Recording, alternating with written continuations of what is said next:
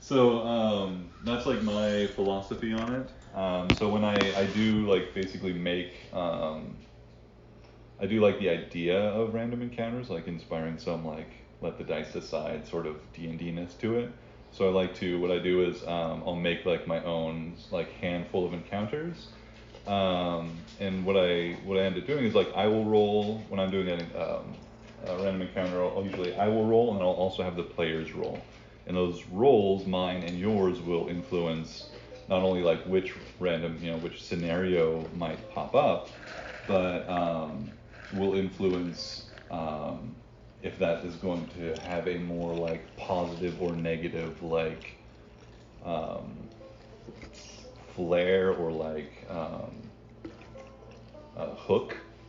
So, like for instance, with the ship that you guys found, the wreck that you guys found that had the saw some like humanoid like just walking around like doing some work on or something that they went inside and you guys smelled meat. Though that was a wreck infested with undead, and depending on my role and your roles, that could either be could on like on one end of the scale could have been like a very helpful, members of the crew of Visigoth the pirate who like could grant you some boon or some information or like help you along your way, or what have you, or it could be on the other end. What did I have for that one? That one could also have been a way to well it was like a would have embarked you on a little like side thing that would have ended up like bringing one of Quilla's serpentine nemesis around. So there were different like ways that could play out based on like what I rolled behind the screen and what you guys roll out in the open, with extremes being more relevant than like middle of the road rolls. So I don't. For anybody who, like me, does get kind of doesn't really enjoy like true like by the book random encounters. Don't fear. They do serve a purpose for the way I run them. But that also basically, I totally had a lot of fun last session, and I just wanted to make sure I was communicating that so you guys weren't like feeling like out of character reasons not to engage or to like bypass things. I have no angst if you ever choose to bypass things or ignore them or whatever. The hooks are very reasonably sometimes ignored or ran away from. So you often will have every reason to, just get on with it for whatever reasons. But I don't want those reasons to be out of character. Gotcha. I just felt like we were on the move, Yeah. like the ship was, so I didn't want to stick around and mess around with too much, but that was my thoughts anyways. I thought everything was going to be scary Sahagwing. I mean, there was at least 1 to 2 encounters that could result in Sahuagin. In fact, like the one where you guys rolled reasonably well, so when you guys saw those like sharks and like somebody riding a shark, that was a particular Sahuagin that was just kind of an oddball in of itself, but would have tied into some other stuff more directly. Not to give away too many things, but because who knows, may make an appearance yet. So yeah, that's like I just wanted to open up a little conversation about that and stuff as well. Oh, right. Yeah. Got your toy.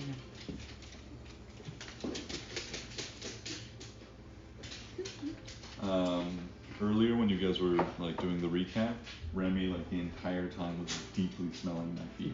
Like very, very intense. You smell your friend Hypatia? Yeah. I do have more than a little bit of Hypatia's fur on my socks, so. I smell creatures. I think I know these creatures.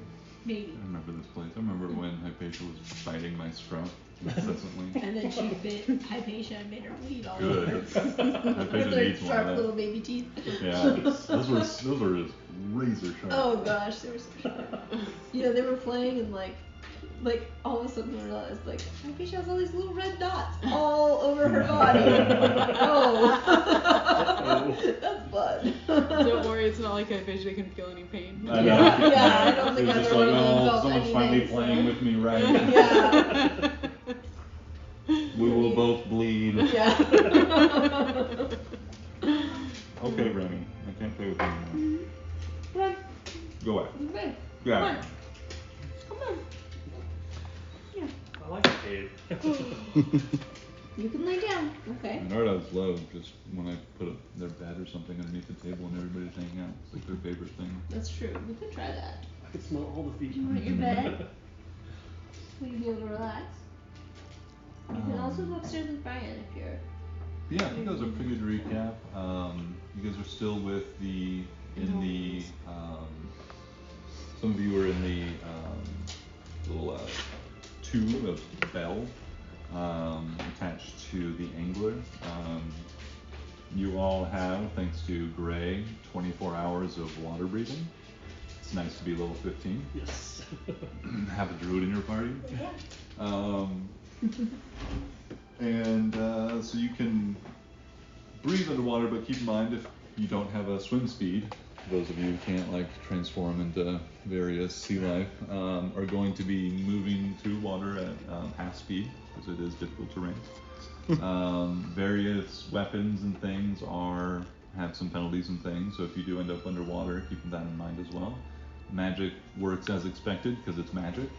Don't have to worry about your fireball fizzling out on the way to its target. I mean, who casts fireballs? Nobody, never. Never. Yeah, we left off, unless there's anything else anybody wants to add to any of the previous discussion or recap. It looks like we took a short rest, right? Yes, at least everybody who needed it was able to get a short rest on the journey in. That's right. But not since the battle. Right. Well, I would say the battle was you probably after coming up to the surface to confirm your surroundings, the gnomes and you all were able to spot the smudge on the horizon of the ship. You did not see the at least the dark clouds that have reportedly at least sometimes just formed above the ship, but it does, from at least this distance, appear to match the description. This like dark ship with black sails. You had a little bit of time, probably another like hour at your pace. This at the angler's swimming speed. It's up to you if you want to, have it travel along the surface where the bell at the very least will be above the surface of the water and be more visible, or if you want to go deeper again and travel beneath the waves. But you have from that point, which was a little bit after the battle, after you like calmed everything down, the two gnomes they actually have you remind me your character's name, sorry? Jolas. Jared playing Jolas. Mm-hmm. No reason for confusion. None. I planned it out this way, exactly. Character names, like, you make them up and then like the first time you say them out loud to somebody else, you're just like, oh, I see. That does sound like that, huh? And the death of every homemade city name in history. The mercy of your players. Jolas, you hear the kind of tinny voice of the gnomes coming through the little tube into the bell. They are excited and in absolute tizzy. You can hear both of them like speaking over each other in their excitement. Jolas, go! Put a beacon. We'll come back. We'll take its hide in. Who knows what we can make? Okay. I would know what they mean by beacon. I'm assuming. Yeah, they're like along inside the little bell, like a couple of like strange, largely like to the rest of you indistinguishable objects from the like workings of the bell and like whatever like oxygen or air producing magical arcane device is up in the bell. They you go up there, reach up and pull one of these little like, they call them beacons, but they're just little like brass tubes that you can plant in things, and then you twist them, and then the gnomes can find whatever it was in the future. Okay. So I have to go put this on the creature? Mm-hmm. Okay.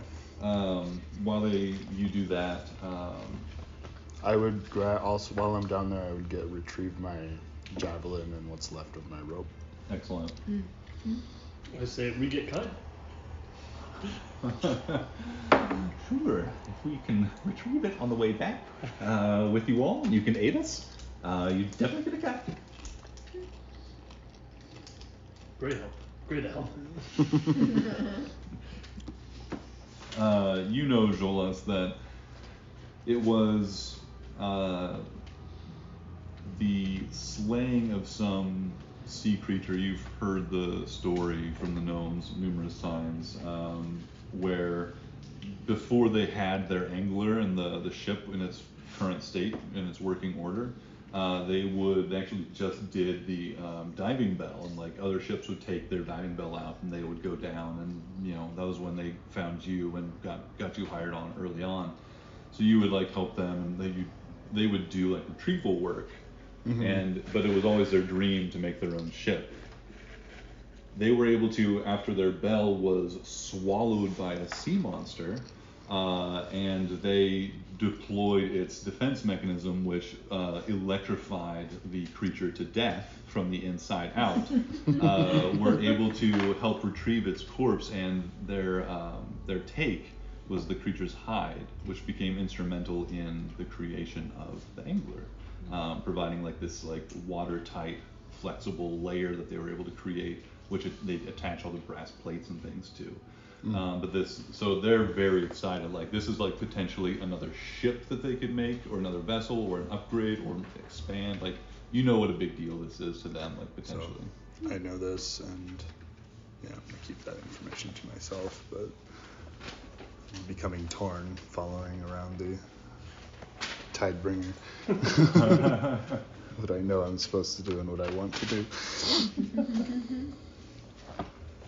But you go plant the probe or the beacon onto the broken body of this creature that just fell hundreds of feet down onto the surface of the ocean's floor, smashing its already damaged and wounded form onto the ground. You place the beacon. You have to like swim down, and as you're swimming, you realize you have to like step out of the water to get to it, because it's still like under the effects of this like the spell of your control water. How long does that last? Like a minute?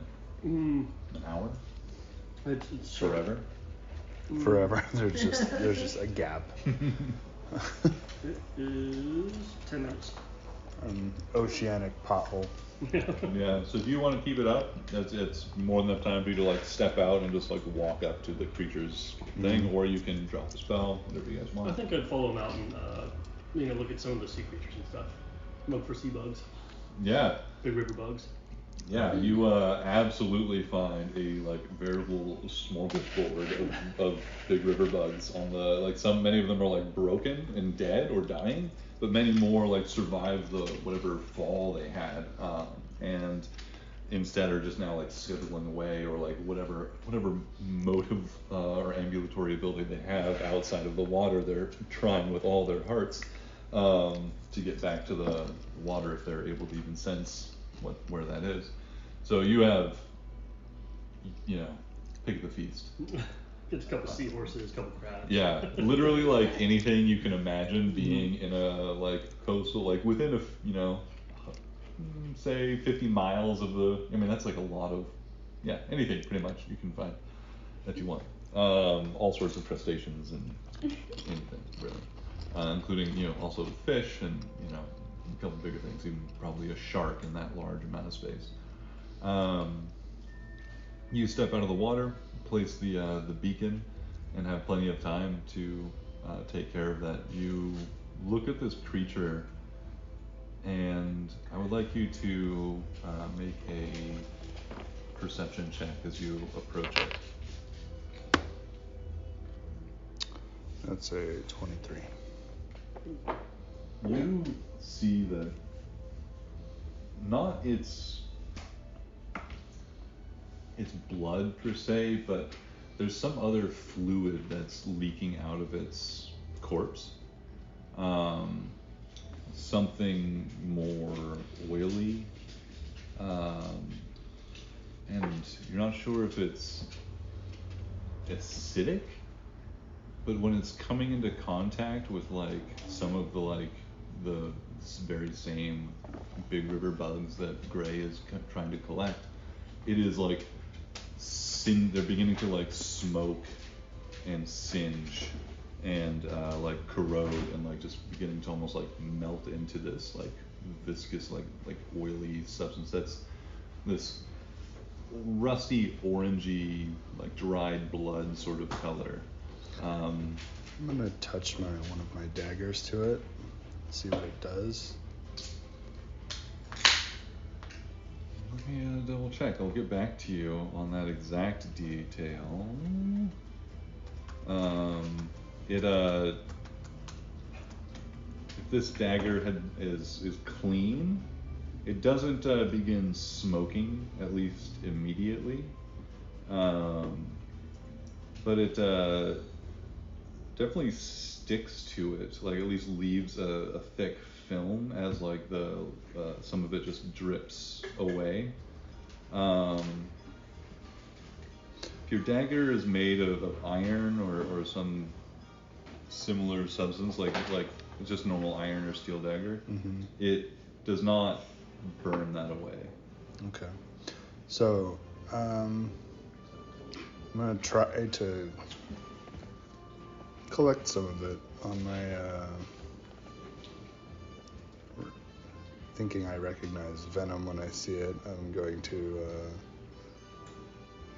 collect some of it, pour out my water skin and collect some of it, and maybe for use later. Yeah. Give me a dexterity check as you try and like funnel this hard to do caustic without fluid into touching it. Yeah. Dexterity 21. 21. You, without it touching your skin at all, you're able to just like scoop some of it in with, using your dagger and just like guiding it in. Ooh. That's so close. A disaster. It immediately, you see like smoke coming from the water skin, and as it like goes into the skin, you can see smoke coming from beneath it. As you like lift up the skin, it's like already like burning a hole through the like cloth or leather or other skin that you have, or either like whatever it is, whatever organic material that you have, it's like just quickly like burned through it.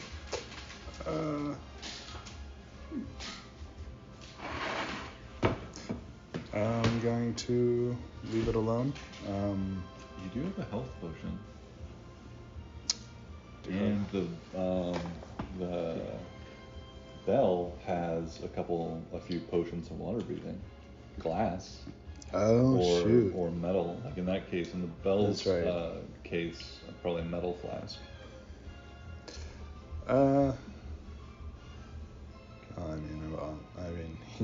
He's feeling pretty good. He doesn't feel bad about wasting anything, so he's going to pour out he doesn't need a potion of water breathing.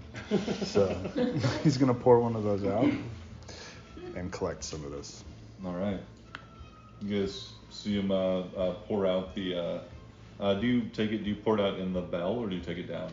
I take it down. Okay. I'm not doing this in front of anybody. I'm just. That's fair. Yeah. When you come back up and you're going back down, we'll probably ask, what are you checking out that serpent thing? Yes, I am. It's odd. It's odd. May I come with you and look at it? Aye.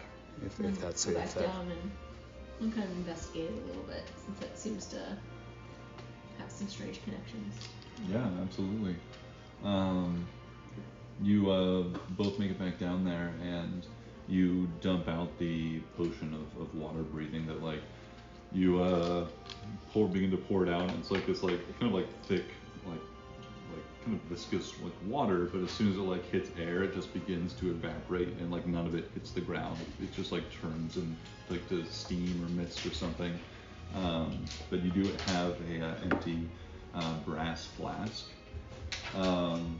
When you go and investigate the creature, you see it's very wounded and like just utterly just destroyed by its impact from such a height, because it's such a massive creature when it landed, and it's certainly not used to bearing any of its weight in such a fashion. And so it's definitely immense.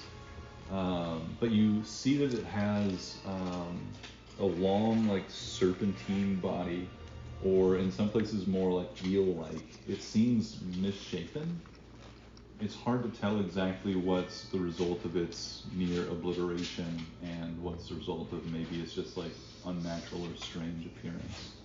Why don't you give me a nature or medicine check?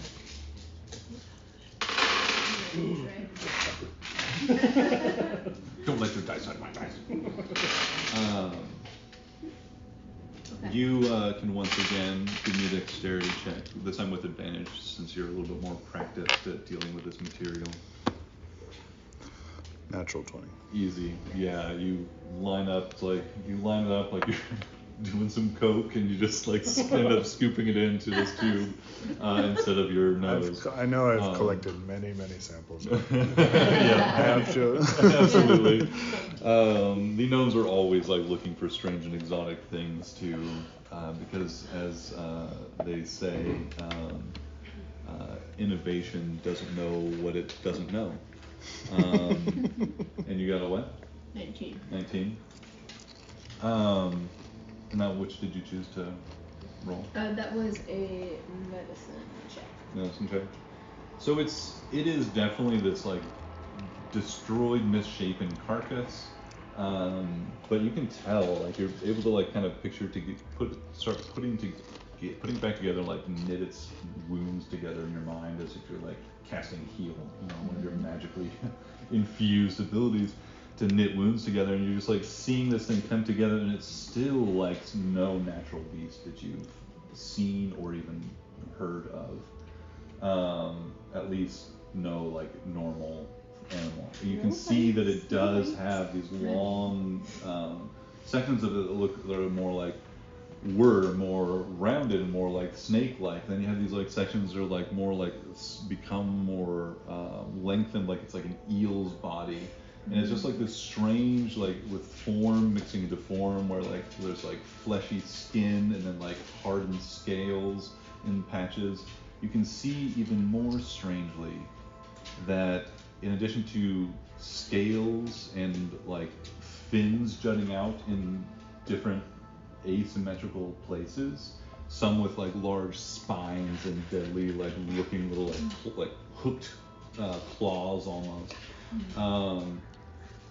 This abomination also has in a few places like these little vestigial arms with like long clawed hands, some like with like one or two long fingers with a hooked nail, with webbing between it and some of these like other like stubby like malformed fingers. It is, the more you look at it, the more just like utterly strange and unnatural its appearance. So does it seem like something that grew grotesquely, or does it seem like something took something existing and corrupted it into something else? Am I able to discern that? Ooh, that's asking a lot from a 19. If it was a little higher, I think I'd give you that. But it's hard to tell if this is just like, yeah, like that's such a distinction that I don't think you're quite able to make. Okay, can't quite tell.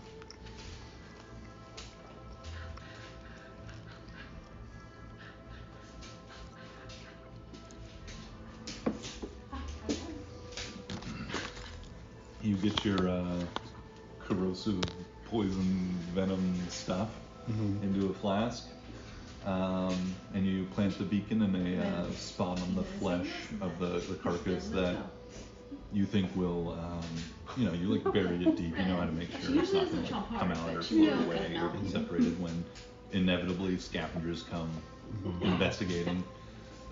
This carcass is so tough and gross. Like, sometimes when you guys are like bringing in big game or like big monstrous creatures, it's it's tough sometimes not to want to just eat some of that raw. Like your urchin half comes out and just wants to just rip and tear and consume.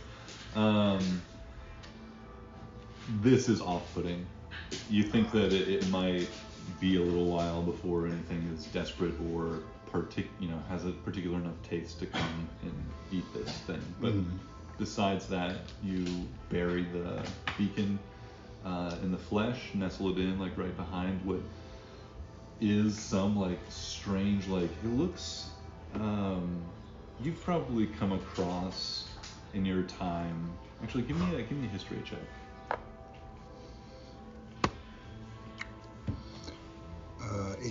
18. I'd say you've come across in your time some of the like aquatic snake races or creatures that dwell beneath the water. Some, the common understanding is that they're at least related to or have some connection to the Yuan Ti that live on the land like way down in the jungles far away in the southeast. Not so far here in Scofia as it might be in a place as remote as Bald Creek or Kenton, being so close to the untamed lands and thousandfold brave beyond. But you've heard that, or you've definitely come across, or they were typically been pretty violent encounters when they've been like trying to scavenge something that you and the gnomes had also been trying to scavenge. Sometimes you're able to fight them off, sometimes they came in numbers that made, better off just being cautious and leaving. They are seemingly violent scavengers, but you've fought them enough times and even maybe lopped off a number of their limbs enough times to recognize one when you see it, even as malformed as it is. This long, like, serpent humanoid, like, arm that is like has this like exaggerated webbing across the fingers, the very long fingers with the hooked claws on the ends. Like, you see it and like there's just like a moment of like recognizing that limb from being on a different creature almost. So this would send off alarm bells in my head, because Julos is a scavenger, not really a killer. So he's greedy, but he's not all into the violence.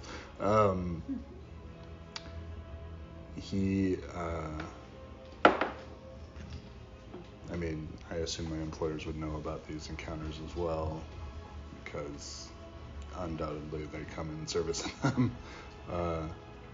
The gnomes have always been a little bit, maybe you would describe them as feckless about the dangers of the deep.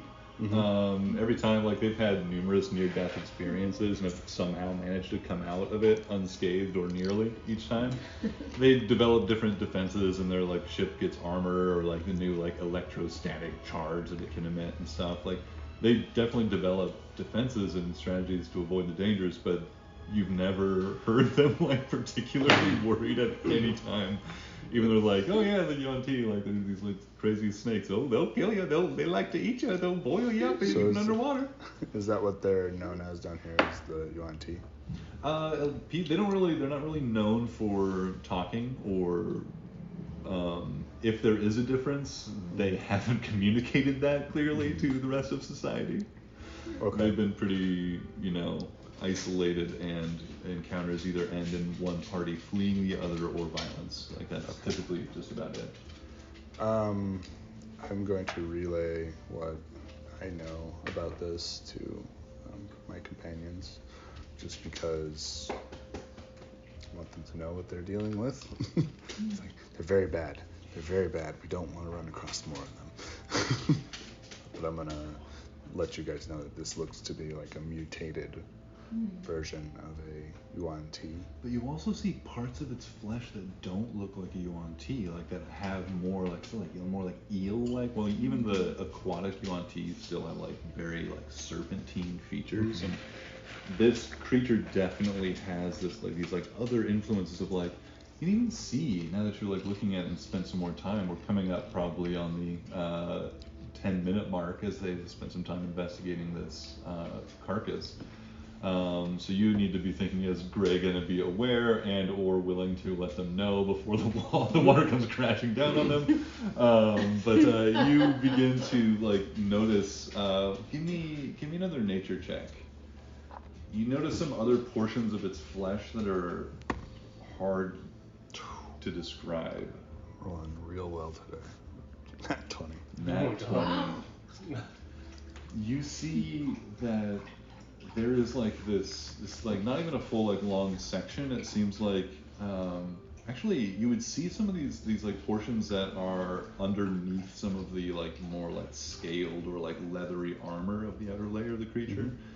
But you see some elements of this, and this has been enough time, so you can make another check as well. And if you want to make an argument for a different one than I've suggested already, you can feel free to. But you see like portions of this that look like more like worm-like. Like there are portions of it that look like you've seen buckets and buckets of earthworms in your time that people sell for bait and whatnot. Like there are portions of this that look like that, like more like fleshy, like not. It's like not really like an eel, not really like a snake. It's like this other like fleshy, like just wet tissue. There are elements of this creature that are certainly not akin to any Yuan Ti you've ever seen. So, this to me, that would put it in my mind that it would be my corrupted. There's in his mind, it's a what Yuan Ti. He just sees these characteristics and he's crotchety and old scene. So he's just like, oh, I've seen that before, but it's something's different. It's corrupted. It's worse somehow. How is it corrupted? What'd you roll? It's flesh. I rolled it. It's flesh. It's worm-like. Category I used. What do you mean? I was planning on using history, thinking about the It's almost background of my sea travel. more elastic, I recognize more if I would have any all of it. knowledge flexible. of what it might relate to, Than the- or thinking through, like kind of than the more reptilian grotesquely forms that I've come created, across. or But other parts of if it it's remind like you of Yuan mutated Ti. naturally, or Yes. what. And I'll what's point happening. out one of the. Yeah. You're not out I there. know what That's- there. Yeah, I I rolled figured you were 6, telling and it's plus Oh. us this when you got back. Yeah, that's it. Yeah. You spend When I some get back, time yeah. thinking about like just like racking your I'll just brain say, about I'll anything describe you the might arms, know the or remember, things, any things. old stories. And what I know of However, them, they're like half snake, you know, half meaningless you know, or unimportant they seem type at the people, time I'm sure. that you've come heard across of Yuan Ti. or even like Do you heard think it could be reference to or chimeric anything. in nature? As you're Hard to say. at this thinking point. about this, you're finding it hard to focus, and you even like out here in this like this cowering space of air and clear space between these like enormous walls of water that you can hear just like flowing a little bit around you, so it's like making this just like strange like noise, yeah, like just echoing. It's like just this strange white, like beautiful white noise that's going on. You begin to hear the sound of just like waves coming in, which there aren't any in this space, and you feel like your concentration just keeps being pulled away by the sensation of walking on the beach as the waves come in and fill the tide pools with more life and change. Gray looks up with a half-consumed sea cucumber in his hand. He says, 1 minute, back ship.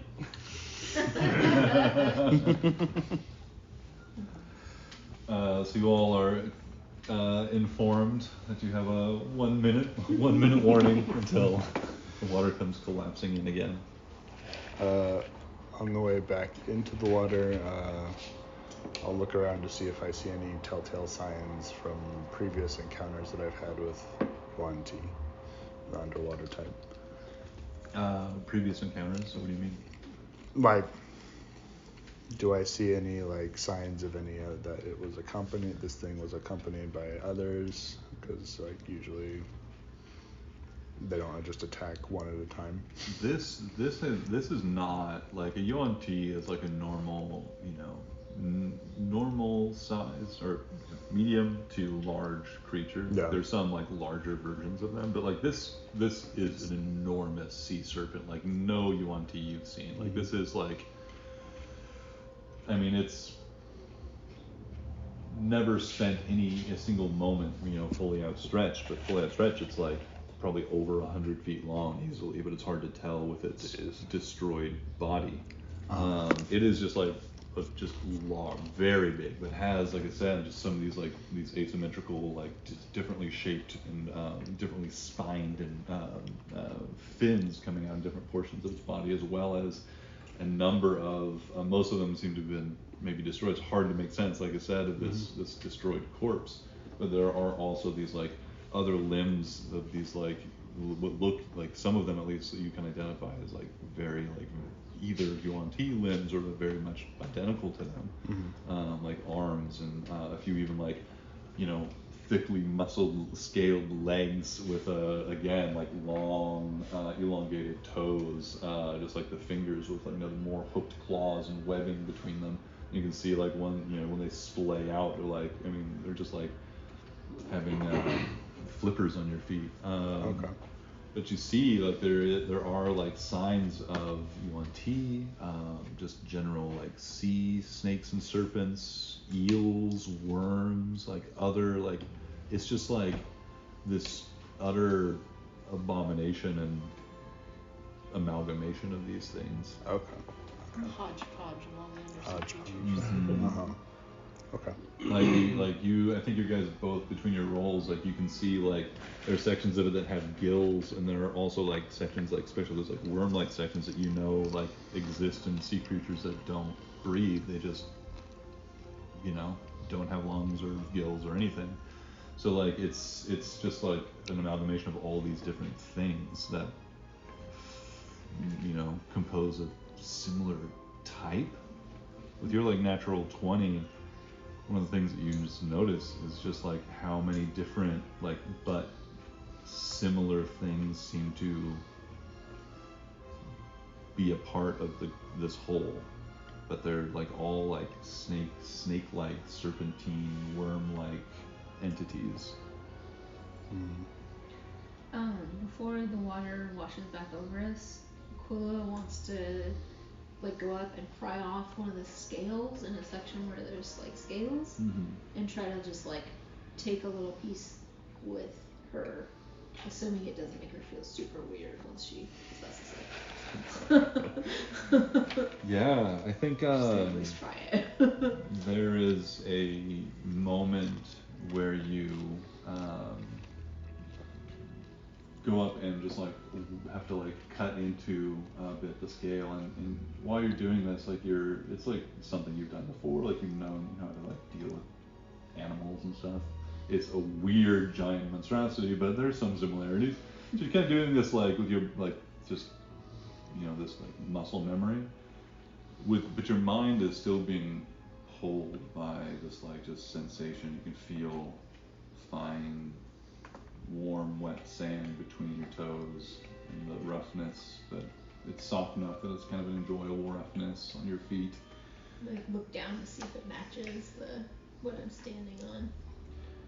It doesn't, and it gives you some vertigo. Like like there's like, you can see overlaid like your booted feet and just like your what looks to be your bare feet, and you see like bare feet and ankles on just overlaid, and you see this like dark, wet, like sea floor that's like covered right now in like all this like flattened, some plant life and things, and of course also just the rain of various sea creatures that fell from a couple hundreds of feet down into this space. With those sea creatures. So at this point, especially after 10 minutes, the smell is beginning to permeate the space. And where many of the creatures were initially like running away and panicking, now they're just like realizing like there's so much food here that they're just now eating everything that's edible that fell. So like everything that survived is eating everything that didn't, and some of the things that survived. Yeah. It all this kind of survival of the fittest going on. There's a lot of eating going on. Yeah, a lot of feasting. Sorry, I got distracted with that. Where were we? We're headed back to the bell. Chloe was having vertigo. Yeah. That's right. You were seeing. I was trying to feel the scale off before I had. Yeah, you were seeing the vision of you like walking on the shore as the waves are coming in, and you get this sensation of delight that the tide pools are going to be refreshed, and how much you're looking forward to looking at them when the tide goes out again.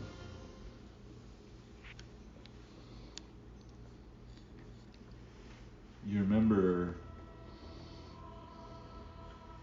parts of this. Well, give me an insight check. Yeah. And Gray, this is a perfect time for. You've had some like bodily changes as you've transformed into a crab and some other creatures, and then back to Gray. Are you Gray right now? Yeah. 20. 22. 2. You can go ahead and give me a Constitution saving throw. I would like you to make it with disadvantage, please. Oof. Is this the poison thing coming back? This is your strange alien fungal growth. Is it possible, I know we discussed this in the past, that when he feels it coming on, could he cast Guardian of Nature? Ooh, remind me what that one does? Guardian of Nature. When I take the Great Tree form, I get Barky and Leaf Sprout, and I also gain 10 HP, and I make Constitution saving throws with advantage. Yeah. So that would just make it a normal. I'll say, why don't you give me an insight check to determine if you see this coming on in time, or feel it.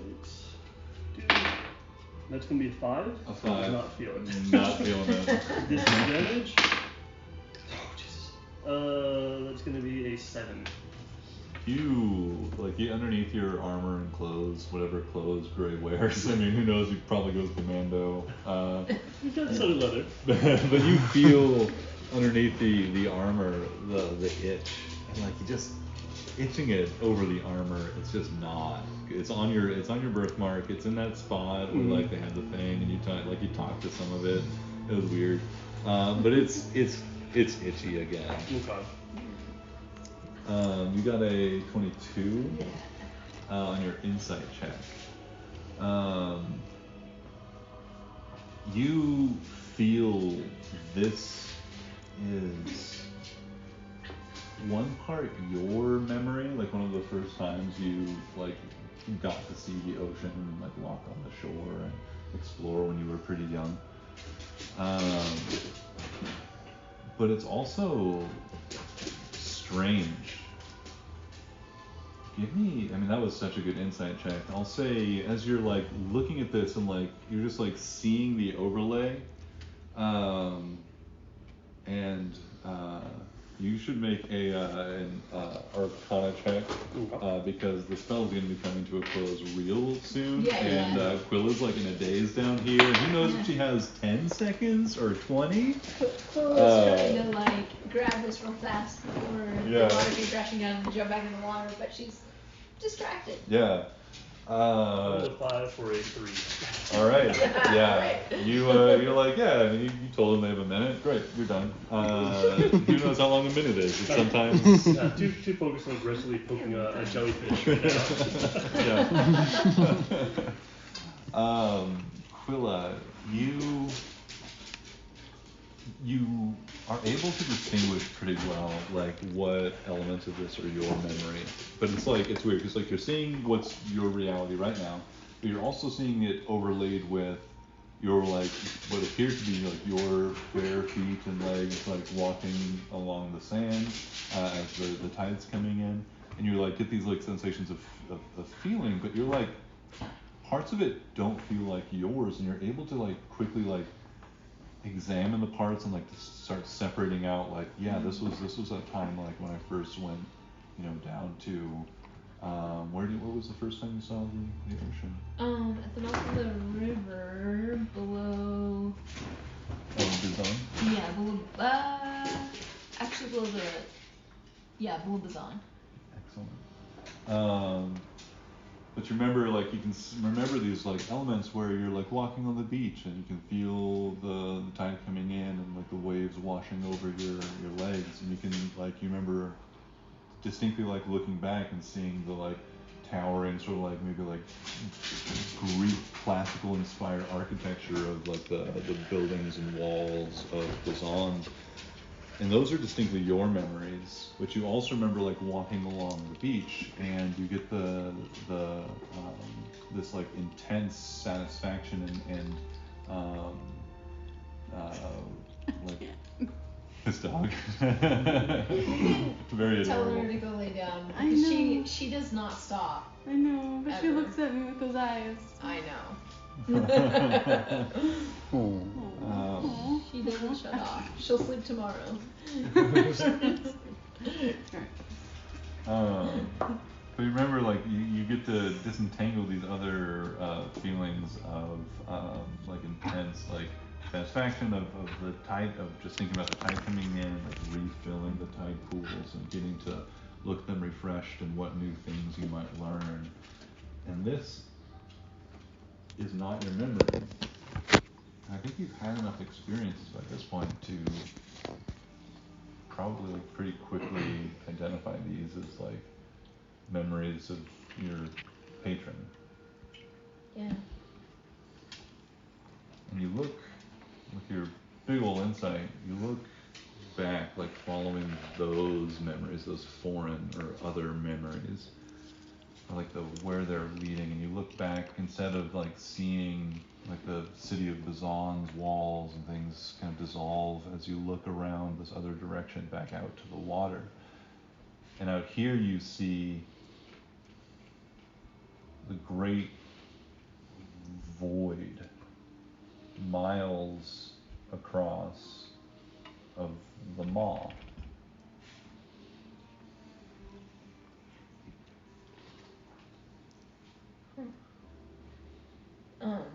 Is it just like an absence? Can I see the other side? The Maw, like the you can see like miles across some unknown distance, like the other edges like hazy as like the tide's coming in and spilling over and into it, and like you feel like this satisfaction that the tide pools are there. That's what your this other you, or like this other that your patron is like is satisfied with, is like the Maw is being refilled and replenished. Yeah. Or like you think of just like countless, like thousands or millions or uncountable number of tide pools all like arrayed on the walls and the interior of this. And there's this like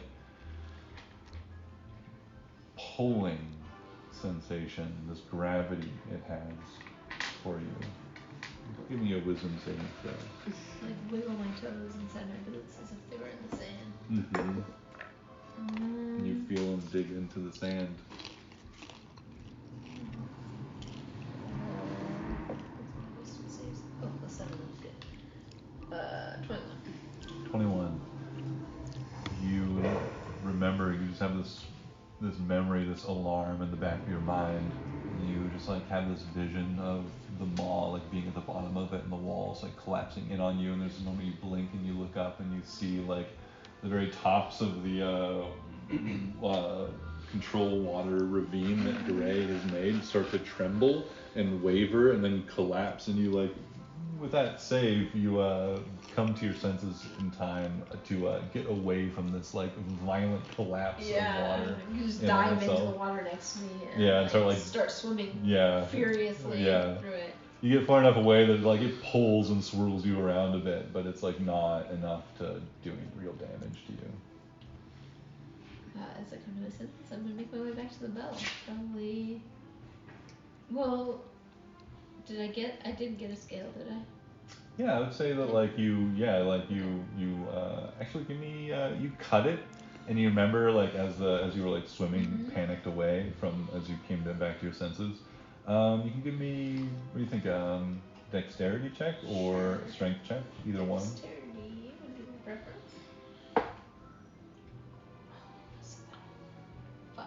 5. It slips away and is like lost in the swirl of the water. But you guys have time. You can go collect it anyway. I'll go grab another one. This useless roll brought to you by. I didn't know if like something weird was gonna happen. No, that's fair. no. You do have enough time. Like The lack of information is information. there's you lose that one, but you guys aren't in enough of a rush right now. It seems that you wouldn't have time to go back and. I'll swim collect back and grab one and take it back to the bell with me. As I'm swimming back to the bell, I'm trying to pay very close attention to whether or not it feels like that tugging that I felt, or the weird like sensations that I was feeling about like pressure and force. I'm trying to tell if that's increasing by me taking this with me.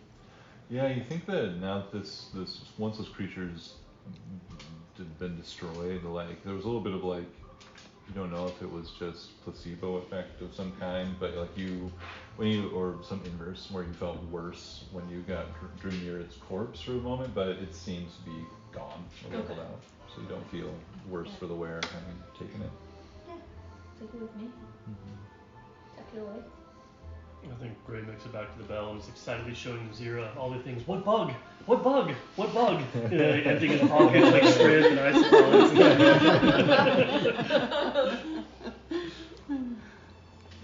And then we're springing loose and just like crawling around inside the bell.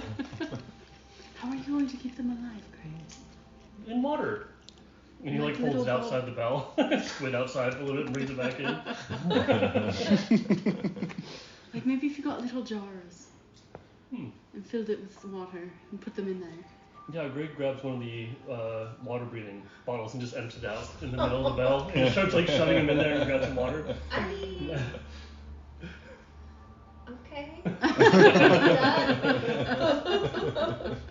Too late now. Joel's just gonna stow the emergency kit somewhere else. Out of reach. Out of reach. Yeah, don't drink that on accident.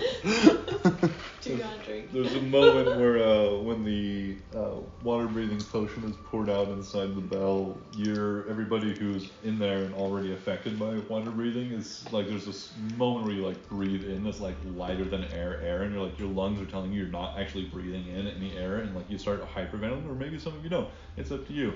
But like you get this like a few breaths where it's just like okay. As like the spell like just overdoses your lungs for a moment.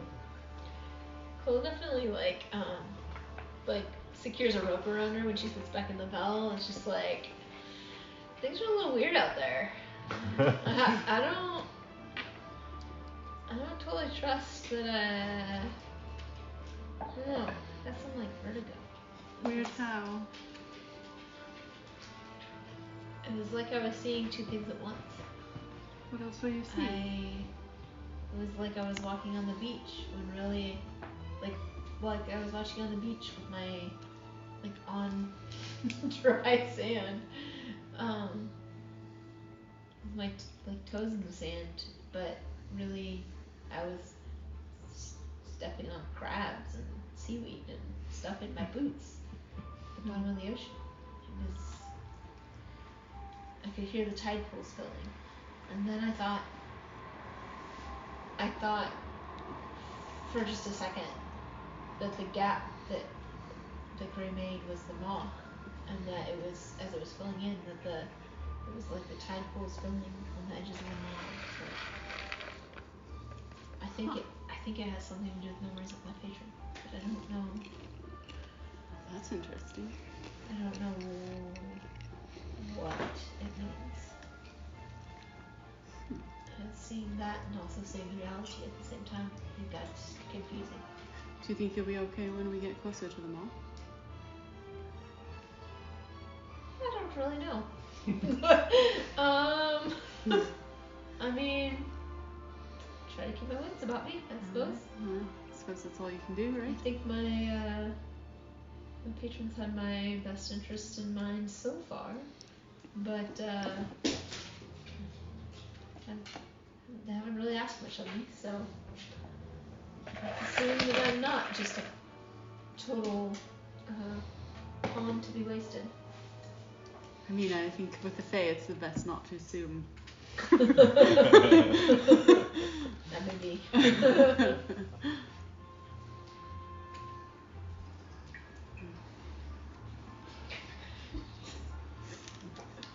She loves this. Any half-hearted game towards away. It's wonderful. You've all reconvened in the bell, and on your way to get to the surface, take stock of your surroundings, and see the sight of the black ship and black sails that you presume to be Zugratha's vessel on the horizon. Start traveling that way. Don't remember if you guys answered if you were going to be advising the gnomes to stay on the surface and make yourselves visible, or duck down beneath the waves again. Let's make a grand entrance. Wonderful. We've told them that we're coming. Exactly. Is it, what time of day is it? Is it night? I forget if I asked that I already. think at this point it is like getting on into, if I remember correctly, like getting on to at least until late afternoon. So that's what I'll say. I'd say it's like maybe 4-ish if you had a digital watch. Quilla, Jolas told me that the creature looked composed of various entities.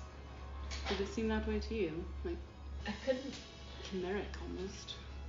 Yeah, it was very, very strange. It did seem like things didn't fit. I couldn't tell if it was something that grew into that monstrosity or if it was pieced together.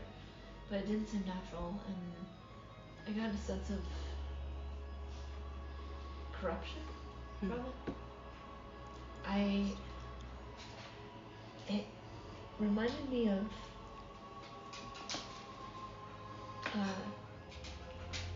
Ratha. What? The moon.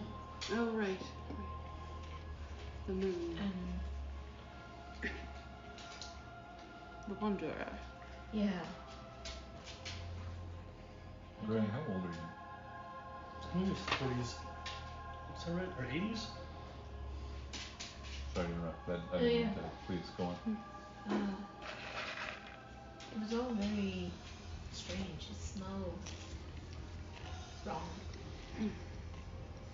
But I couldn't help but continue to have these, I don't know, I could hear the waves crashing into the tide pools even though we were standing in this column of dry land. Or maybe not dry ground, but column of air in the middle of the ocean. 80s. There was no crashing, but I could hear the tide pools. I don't know. It's very disorienting. That would be strange. I wonder if the maw is like that. I don't know. Is it just a wall of water that goes to the edge of the maw, or is there land that drops off? I suppose we'll find out. Yeah. I mean, I think there would have to be sort of land. I mean, There wouldn't have to be. Swim towards it, grab me, or something. I don't know. I don't remember anything about the maw. I don't know. I think you probably in the past just like heard like the same thing that you heard from someone else like in town like everybody has a story about the mob and nobody knows. So Yeah. like plenty of people have their own stories about it. You've even heard, you know, all sorts of outlandish tales. Some people think it's super important. Some people are just like they're just crazy. It's just a hole in the water. Like it's no big deal. So like you don't, you don't know anything conclusive for sure. I think you like rolled in the past and it was a middling roll at best. So yeah. Yeah. But yeah, all that's like trusted and known about it is there's like an enormous like system of like coral reefs and like very treacherous sea around it that gets more and more dangerous the closer you get because the water really only pours into it at high tide. So the only way to like sail a ship to the edge, for instance, would be to go there in high tide, then basically be immediately stranded unless you were supremely capable or knew exactly where to like stop your boat so you can just like basically wait it out in a big old pool. So like there are like hypothetically like there are even like stories of like people like braving the maw and stuff, but like no, but it's just like this fascinating giant geographical feature that nobody likes and nobody wants to go nearby, so there's a bunch of stories about it.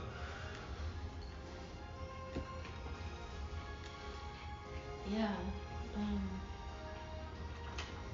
Let's just keep our wits about us, I guess. It's interesting that your patron seems to have some connection with it then. I didn't know that. I knew he had something to do with the sea. Remy, hey, you're okay. The neighbors are okay. Can't believe this. Yeah, Wow. remember? You did it. Wow, good job. They'll Yeah. never get in now. You showed them. Ooh, that's a little extra. She does this a lot. Hey, they're fine. They're not your problem. Bye. But I don't need to be on patrol. She's like, oh, you understand me. You sympathize. See? Okay, did I know? Yeah, you got it. Good. It's yours. Thank you. I don't need that.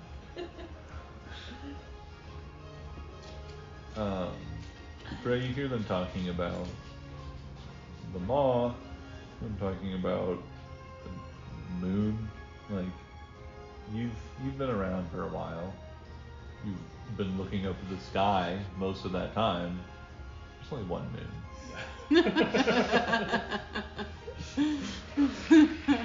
Except for when he turns around and pulls his pants down, then there's a second. That's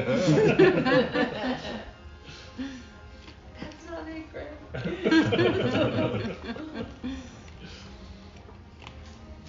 When was the last time that Raphael was visible? I think the last time we mentioned this last session, I think it was like 80 or 100 plus years ago, and it was only sighted in the distance and That's didn't make not a that long. pretty big appearance. That's not too long ago. Yeah, but the time before that, I think from what you've initially known, like found out without doing any like real research, it was another like at least like another 80 plus years, and then before it was sighted. The previous time it came around like relatively close, was pretty decently sized in the sky for a good amount of time. Yeah.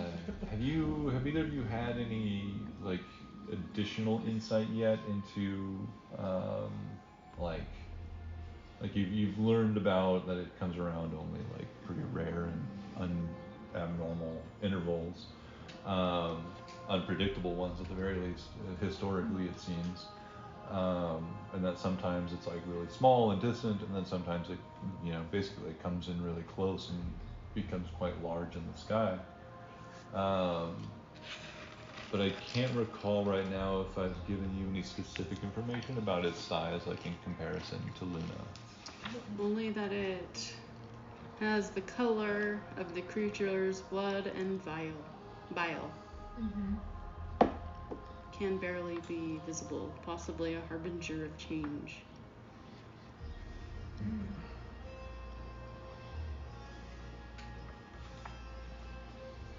Yeah.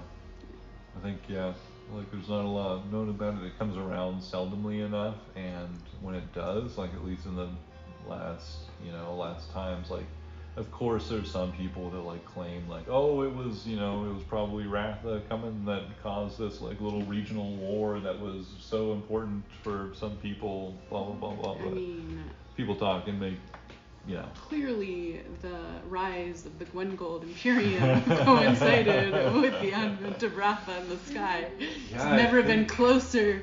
I think by official canon, that is not true. If I remember my Gwengold Imperium lore correctly, they've been on the rise for a good while, predating either the last two arrivals, and the last like change of Imperatorship to Constance Gwengold was some like, I think I said. You said it 700 to 1,000 years ago. That was the last Constance Gwengold is the current like ruler of the Gwengold Imperium, who's been in power for like, oh man. Well, I thought it was like 180 years, but now that is kind of matching up. Maybe too close. I can't grab a tennis ball from you. But anyway, who knows? She sure wants you to. Deep lore to be 2,000 fleshed years. out later. Okay. Yeah. So you all. But I would understand that it has an erratic orbit, so to say. Absolutely, Okay. yeah. Like you definitely have enough like elven training and education they know enough of the lost arts of science. I mean, to you know never know. of It's a D&D world. It could be fun. heliocentric solar system at the very least. Things will get a little iffy once you get beyond that. Yeah, right. But yeah, so you know that like there's something weird going on with its orbit or whatever, its interaction with your planet. And I think you would also be educated enough to have a fundamental understanding of the workings of the world. Yeah, I mean, I would have heard of Ratha probably, and known like that it appears when there's change, and not really know what to predict. Maybe appears in their stream. Maybe. But also like a sense of like very much tying this beast to it, and like this weird sense of corruption, and like something that's Any other helpful. history or insight check, your preference?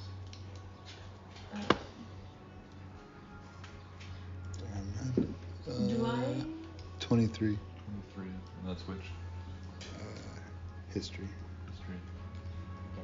Do I remember anything of the same corruption or change or Ratha or talk of Ratha around the time when whatever it was that happened that I got my patron? Because I'm a little fuzzy on my memory of, Cole's a little fuzzy on her memory of what happened at sea when she acquired her patron. Is Quilla or is Carly? Both, maybe. Carly doesn't. No, I mean Mark But definitely yeah. is a little too. I think Quilla's probably a little. She's like, this creature. I don't think that Figure help me. Yeah, like I don't think the acquisition of your patron was very obvious to you when you were originally apparently like kind of like came along slowly, like started like feeling that you had these powers and stuff that they came along. And you started having some abilities. daydreams and things that Out were on like, the sea. yeah, and you'd find yourself like, maybe daydreaming about, especially after you had actually visited the sea and stuff. I mean, by that time that's when you would have started down that path. you would start like daydreaming about like much less intensely than you did like had this like overlay, but it was more like just like daydreams of walking along the beach and walking along tide pools and things that you know, up until like now you're probably thinking like, were those just like is that my imagination? Was that like connection to Like before, I just didn't really see that significant. I just thought it was because I had gotten out on the boat and was on the water, so I just thought it was what happened when you went to sea. Yeah. Like you thought about walking along the shore. had a taste for the ocean? But Yeah, I think with your insight rolls and stuff at this point, you're like definitely like thinking like maybe a lot of that was experiences or memories or sensations that weren't even yours. like definitely. Not just daydreaming or whatever. Quill's definitely doing a lot of like. She's probably not talking a lot with everybody in the battle right now. She's sort of just like thinking back on that time and trying to remember like if there was something that triggered that, or if it was just all like if it came on gradually, or just really trying to like recollect what all might be connected from then to now.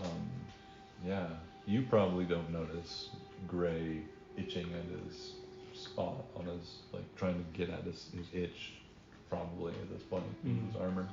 What'd you roll on your? My history? Yeah. 23. 23. Your memory of your origin and like your previous life as a person and your previous life as a much simpler, you know, what is it, mollusk sort of thing? Yeah, I think it's urchin, yeah. Urchin sort of creature, is distant and like very almost like alien to you.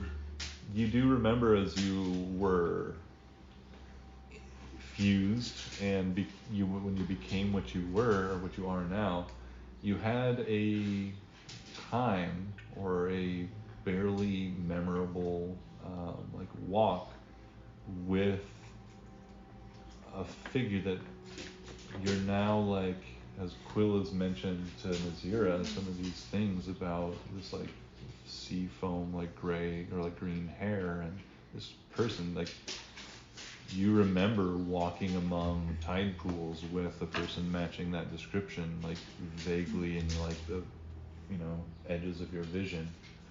You can't really like picture them very clearly, but you remember sensing a great deal of comfort around them, and that they were the one that set you on your current path, and that this was your, you know, the person that, or the entity that when that poor fool cracked his head open on some rocks and his brain fused with an urchin, who made you what you are and brought you to life as a new creature, a new being, and made you into something more than an urchin and some gray matter. But even more, you remember as you were walking along those tide pools with that creature, with that entity, that sea foam green hair. You remember like walking past like innumerable tide pools. Like you remember walking in like what was always like a circular path that just seemed to never end. And along this path were just a countless number. Just it's like it's dreamlike in its memory, or in its like the number of them, and just like the incalculable like space that it's in. And in many of them you see a second moon in the sky. Like there's, in many of them you see like a reflection of you see the tide pool and the creatures living within and the futures that there's this like moment of insight where you see like this person walking beside you sees so much more in these tide pools than you do.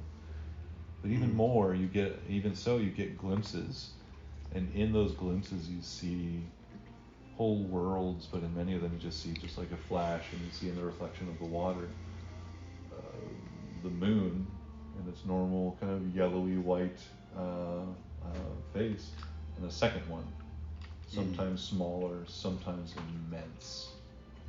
But in many of the tide pools, that is there.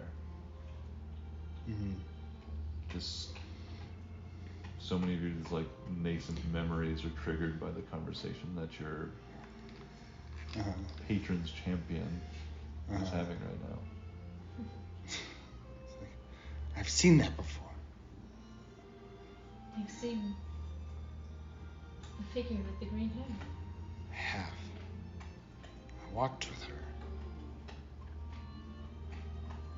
As have I. On the shore?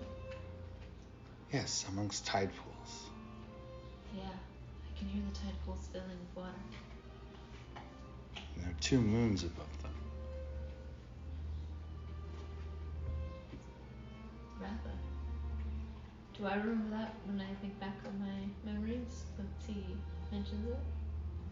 I think when you were also pretty earlier, like a great role earlier, I think that now that he mentions it, you would try and start like looking up or like trying to remember the sky, and in some of them at least you do see the reflections of it or it in the sky. Now that you think about it, it's easy to imagine it there or remember it there. It's hard to tell which. It's like I can't remember if it's real or not, but Memories, Yeah. especially dreamlike ones, tricky. a little fungible once you start probing them. Something about Ratha seems familiar, but it's murky. I've never seen it before. But in these dreams or memories, visions, something to it. Something to it. Yeah.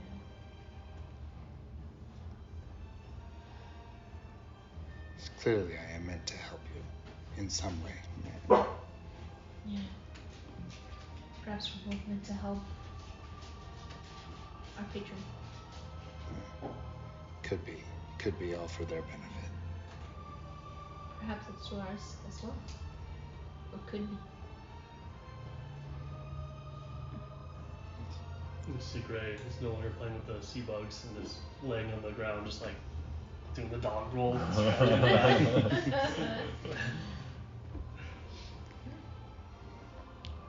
Are you alright, Gray? Package. Is it? Bad fungus. The eye fix, and then he casts what's it called? Greater Restoration. Excellent. And the eye fix. Hold on. He's like walking in circles trying to see his back to see if it's still there. Would you like one of us to look at it? To check? Yeah, look. And he kind of like lifts up his back. Like peek under your armor. I'm curious. I mean, I want to see if it's still there just for his benefit, but also I'm curious if it reminds me of whatever this corruption is that I've been seeing. If there's anything left of it. Yeah, go and give me a medicine check. Switch dice. I think that's an 8. 8? Yeah. Pretty sure. Yeah, it seems like the Greater Restoration has done its work. As Gray takes off the armor and stuff, and you would probably see, with enough of you paying attention, a little bit of like this like dried, looks like, I mean, a very like dry, gross, very thin, disintegrated worm, like kind of like falls off as he's like, taking off the last of like his tunic or whatever he wears, if anything, underneath his leather. And it like, you could examine that, and that like just looks like it did before, like a strange like fungal growth, not quite similar to what you have seen before.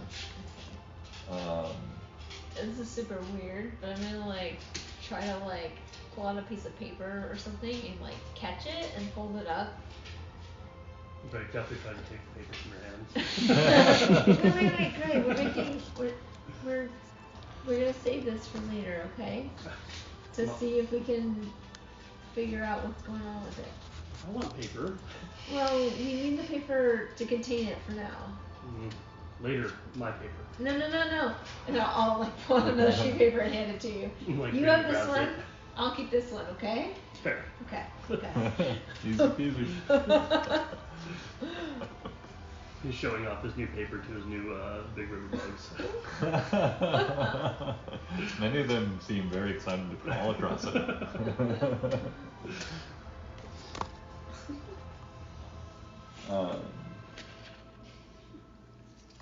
Yeah, you do see that the birthmark thing that's in the kind of the shape of an enormous tree is still present on his was it like your back side I think on his back, but the growth is certainly removed. Your roll was like a what was it? It was like an 8. 8? Terrible.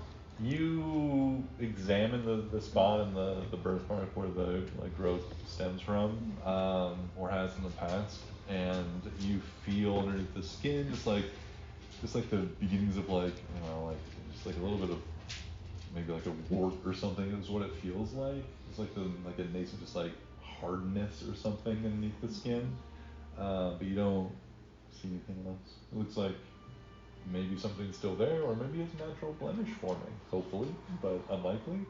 But it looks like, yeah, it's still possibly still there, growing. Okay. Well, you seem to have taken care of the immediate problem. Great fix. It probably will need more attention later. And like the dried up bit, I'm gonna like fold up this paper and seal, and then like put like I don't know exactly what I have in my pack that I can like secure it within, but I'm gonna try to like either like put it inside like a old book I don't care about, or like contain it in some way separate from other things. Yeah. I'll give Kola an empty scroll case that she can roll it up and put it in. Yeah. So we'll have lids to keep the scrolls. Yeah. Just in case we need it for something later. Yeah. Maybe we can look at it or see if it's changed later. I'm gonna look at it, like, I wanna look at it and like kind of take in the state of it currently. Like, Yeah. just, like, It seems like really desiccated, and like real close or interrogative examination is going to probably destroy your sample. Yeah, I So, don't wanna like poke at it, I just wanna yeah. look at it. Yeah, as you like you fold it up, like even as you're like first interacting with it, you think that like as you fold it up, it's probably gonna like at best press it, and at worst just smear it, because there's just not a lot of substance left to this thing. Kind of thinking like, I just wanna see if it's different when I look at it again. Yeah. So.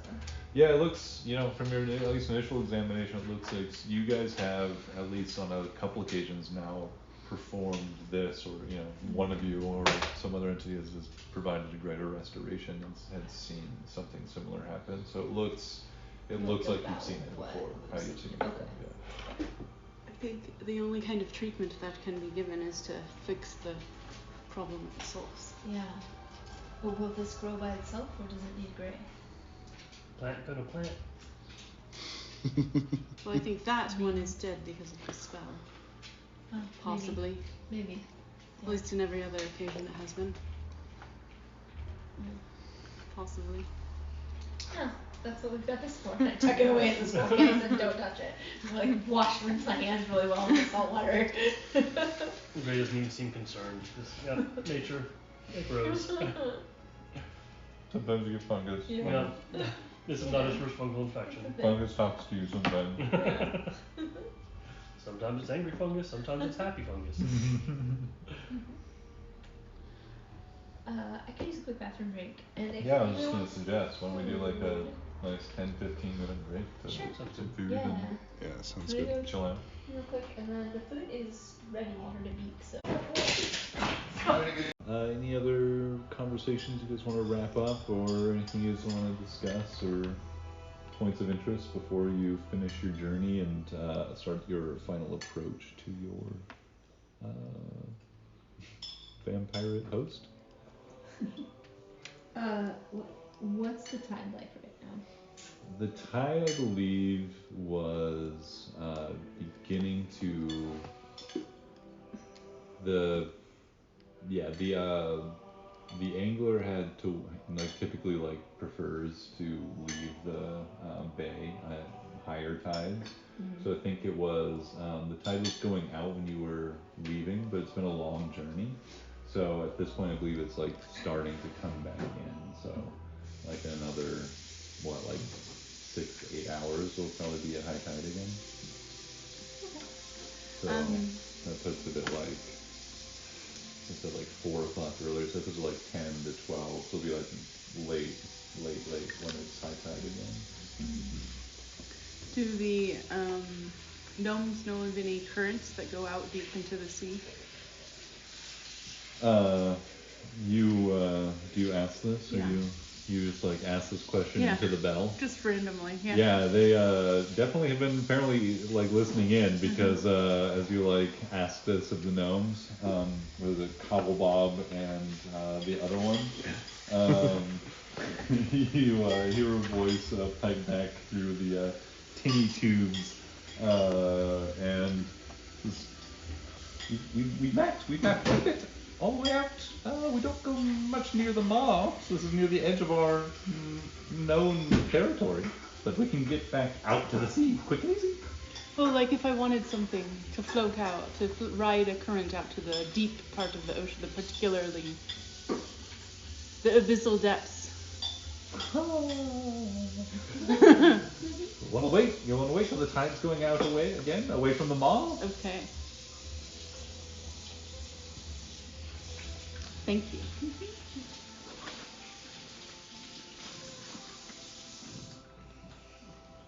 But yeah, Boondiggle and Cobblebaum.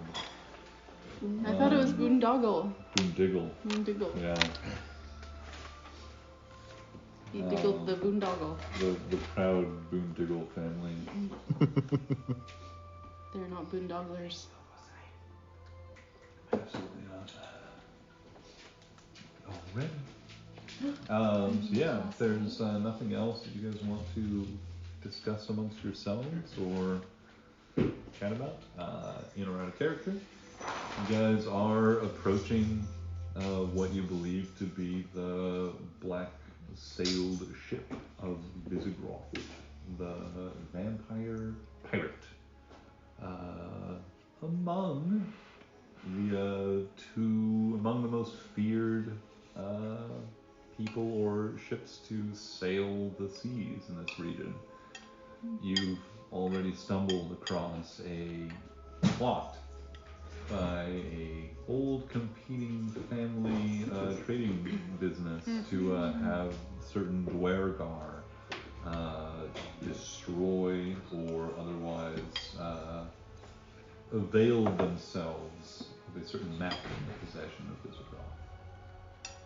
Did we see anybody else approaching the pirate ship? You reaching the surface certainly by this time, as you when you're above the water, you can definitely in the some of the back of the anglers above the surface, you can much more hear kind of the grinding groaning of the brass works of the ship as the whole vessel, the back, the bell stays relatively stable with their mechanical works. But the whole ship is winding and wending back and forth like a ship or a fish to propel itself through the water, and it makes a little bit of noise.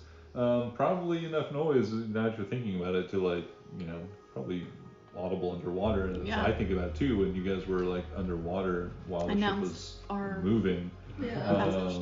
It does make a little bit of a droning that certainly carries underwater a bit. But you hear that in the open air, smell the fresh air, and looking out of the portholes of the bell, you don't see immediately any other ships on the horizon. But if you want to spend some time, you go and give me a perception check. Sure. I think. Is there anything in particular that you're keeping your eyes peeled for? Any shapes you're looking for on the horizon? The inevitable. Yeah, I think other ships or any kind of I mean, I think Chloe would primarily be looking for ships and secondarily be looking for like weird water patterns. But I think she kind of assumes she probably won't be able to tell very much from their level, like just above the surface of the water. You know, like they're high enough to see very much. Gotcha. Me too. Britta's just looking for a big ship. Gotcha. Perception? Your eyes peeled and spending some time looking towards the horizon, you do not see any, at least this close still to Scofia.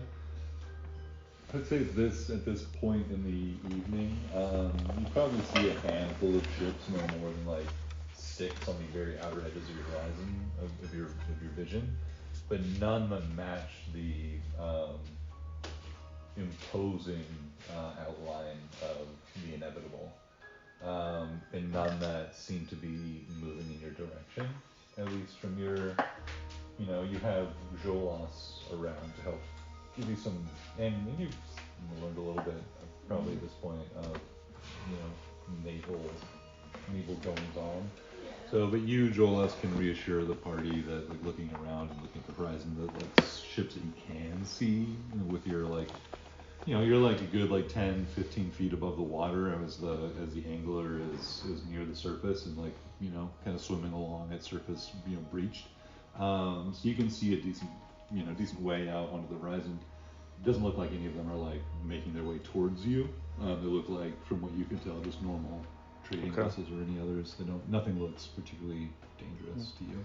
When he wants to get a better look at something, he'll like grab onto something and like lean out the underside, just being upside down, just to see. I got a 24. That's really 20. Oh, for perception, 24. And you were looking for, remind me? The inevitable. Inevitable? So, yeah. The 24, the inevitable is a strange ship. And one of the things I don't think I've ever actually seen it in person. You saw it as you guys were sailing that's by. right. Yeah, like you guys got a pretty close look at it as you guys were leaving Scofia. Okay. Because some parts of the bay are too shallow for the angler to safely, go submerged. So you guys were at least the bell was above the surface at all times, also for safety, so other ships don't run into it. But you saw the inevitable as you were leaving the city or the Bay of Scofia, and it is an imposing and strange ship because it's hard to tell how much of the ship is underwater, because it doesn't just like come up to a normal like flat hole like most ships, but it looks like it like comes up and around.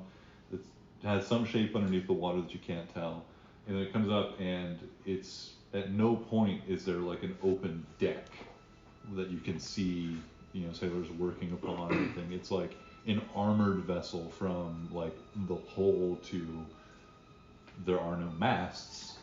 What you saw was when it was at harbor, maybe 50 on either side, enormous oars sticking out of holes in the side, but you can see, and you probably saw as close as you went to it,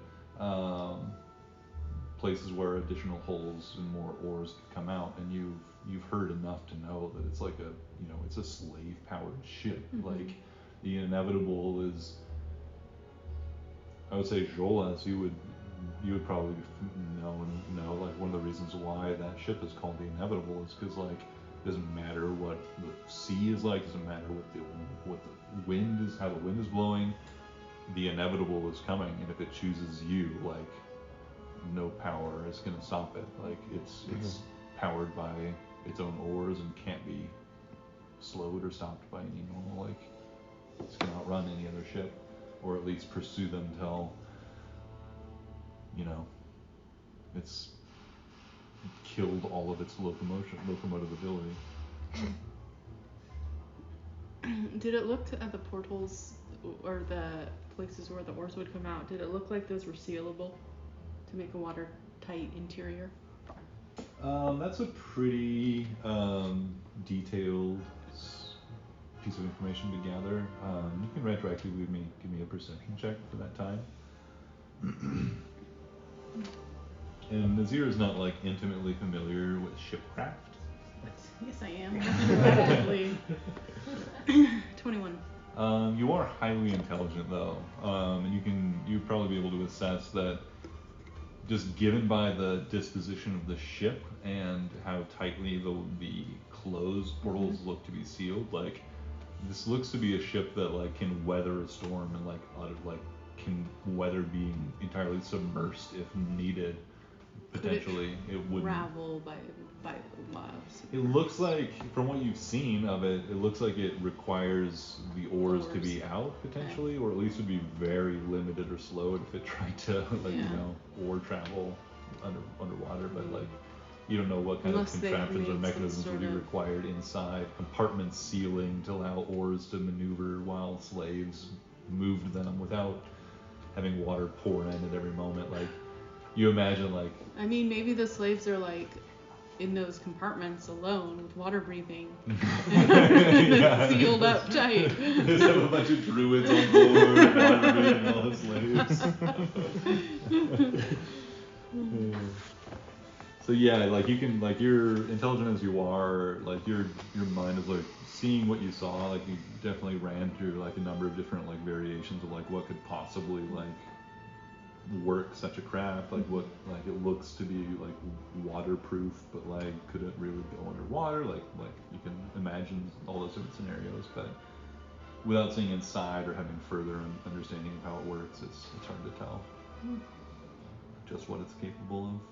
But it's definitely identifiable or like noticeable. It while it is a low profile and hard to see on the horizon, if you did see something that like even closely it would like, it's like, oh yeah, it's either like a giant like turtle, which you know is in the realm of possibility, who knows, or it's this this ship, but like it doesn't, it strikes an imposing figure on the horizon that is identifiable and that you've seen it. You don't see the inevitable at this time.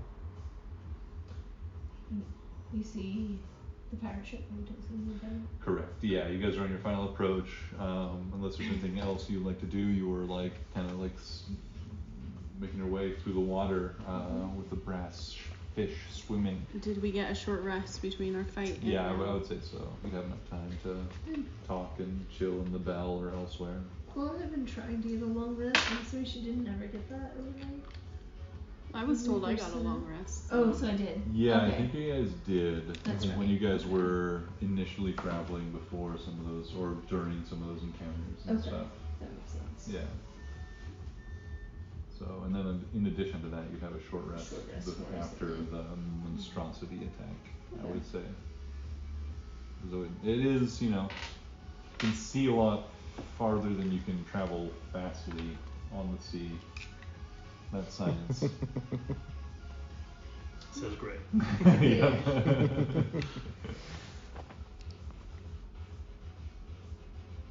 I think Gray at this point is now like putting the land bugs versus the big river bugs, making a battle each other. Crab versus scorpion. And Yeah, as absolutely as much of a bug bloodbath as Gray wishes it to be. If you desire any other intervention, but you are certainly capable of making these creatures fight each other. yeah, sounds about. Get real antagonized. Yeah, there's still like that potion of water breathing at the bottom of the bell. So probably the bugs are getting some of that, so they can now breathe in the water. Yeah. Oh yeah. The scorpions and stuff just swimming around. Yeah. Not too dissimilar, especially when they can breathe underwater. Fantastic. Minutes pass. The waves can just rock against the moving brasswork of the anglerfish. Those of you who wish to sit in the windowed diving bell that's now suspended above the water with air moving and ocean breeze blowing up and carrying a little like pocket of air that sometimes gets like this like gust of wind that like almost like takes the breath out of you as like it just like captures air in just the right way. But mostly it's like a pretty comfortable little space that you can enjoy the last portion of your travel in. I would like to druid craft and see if I could tell the weather for the next 24 hours. Calm the weather? If I could tell what the weather's going to be. Oh, absolutely. In the next Harmless sensory 24 effect hours. predicts what it is. So if it's cloudy, it may be like an orb. Yeah, set it up. And what sort of like divination or ability does Gray sort of like attempt here? Gray like throws a couple bugs in his mouth and spits, Mm-hmm. and after chewing them, spits them out and kind of reads the goo and like the limbs and stuff. To tell. Absolutely. Yeah. Yeah. Within the goo, you see a particular array of these like kind of like orangey yellow organs and like juice that makes you think that it's going to be fairly sunny weather for the next day. Weather good. Bugs say weather good. The weather is good, right? Yeah, all day. All day Okay. good. Bugs say. Well, we wouldn't want to go against the bugs, would we? Bug's very smart. Oh, absolutely. When Gray looks away, Quill like grabs the edge of like his cloak and like wipes the bug guts off the seat. Like, I'll just do a little prestige. yeah.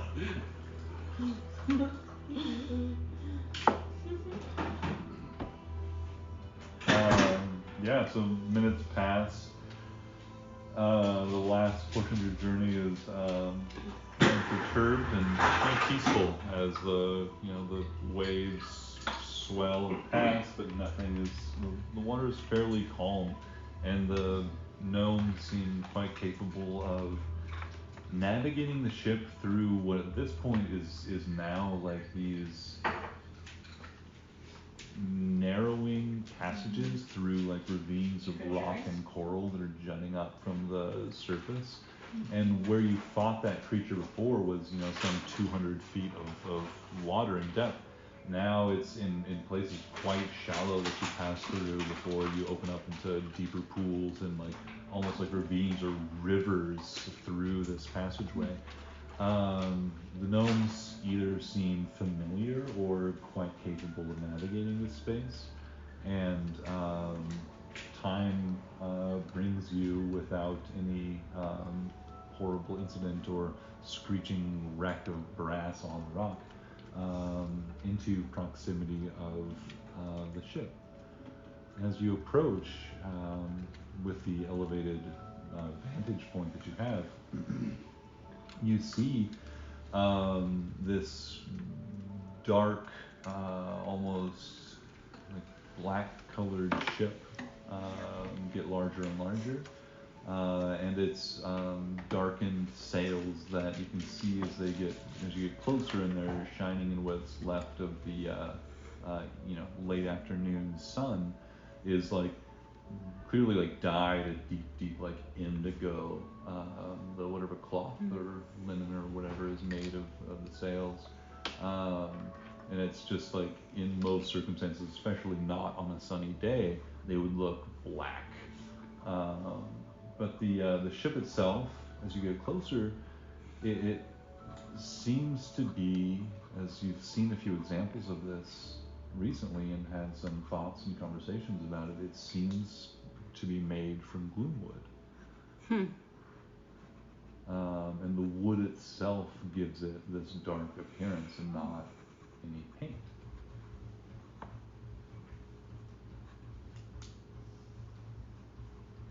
Is that the gloomwood you were speaking of, listener? Indeed. I wonder where they procured it.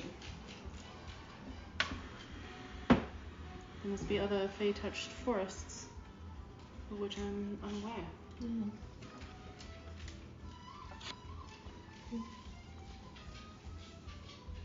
Interesting. The Bremels outside of the town we were just in, Skopje, they're not gloomwood. The what? The brambles or the woods outside of Skopje. No, I think it's jungle. What was it like? Was it gloomwood? No, it wasn't Glenwood. It wasn't, right? The stuff that, it was all just regular forest. I don't think Gray I is saw like, much of the wood he's out there. partially from the Bramblewood. From the Bramblewood, okay. There were new bugs that Oh, that's right. was not seen before. Mm-hmm. He knew the gloomwood bugs for sure. Well,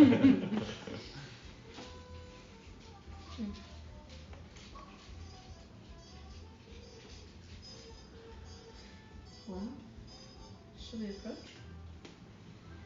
Let us sally forth. The dark ship grows larger and larger. It's three towering masts, or is mast the right word? Three towering, like the actual like wooden pillar mast. Yeah, three towering masts from the different, each of like two on the main deck and then one aft of the ship. It's a big ship. Jolas, you've seen enough, you've spent enough time around ships to know that like it's big, but it looks quick for its size at the very least.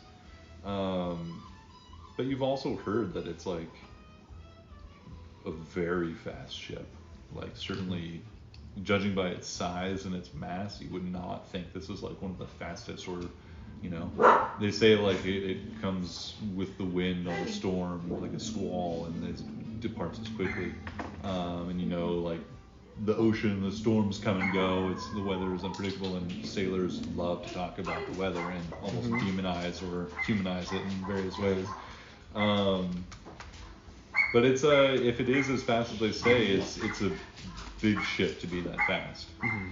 But yeah, it has three full masts with sails at this point, like almost entirely furled.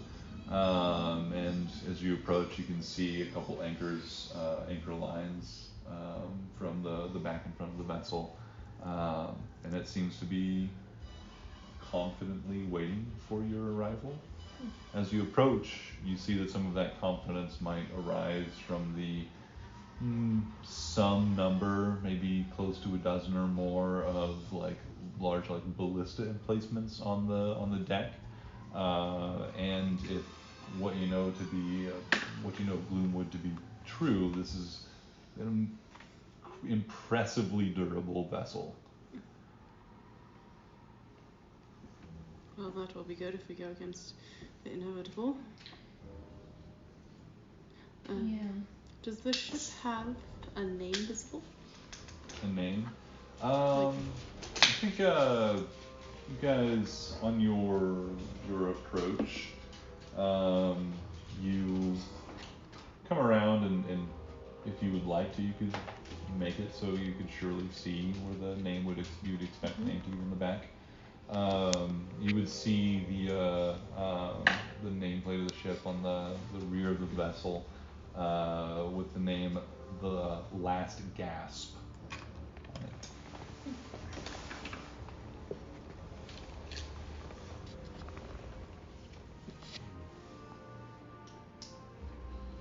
This playlist is great because like every once in a while I'm like, yep, I feel like I'm feeling something, I'm feeling a game. I have to look over a few times. I recognize. Gray is waving as huge as he possibly can. It's like, pie rat. Do you think they're rats that eat pie, Gray? No. Rat of pie. A rat made of pie. Oh. He's like What clapping flavor? now. Cherry. Oh. Delicious though. Pie rat.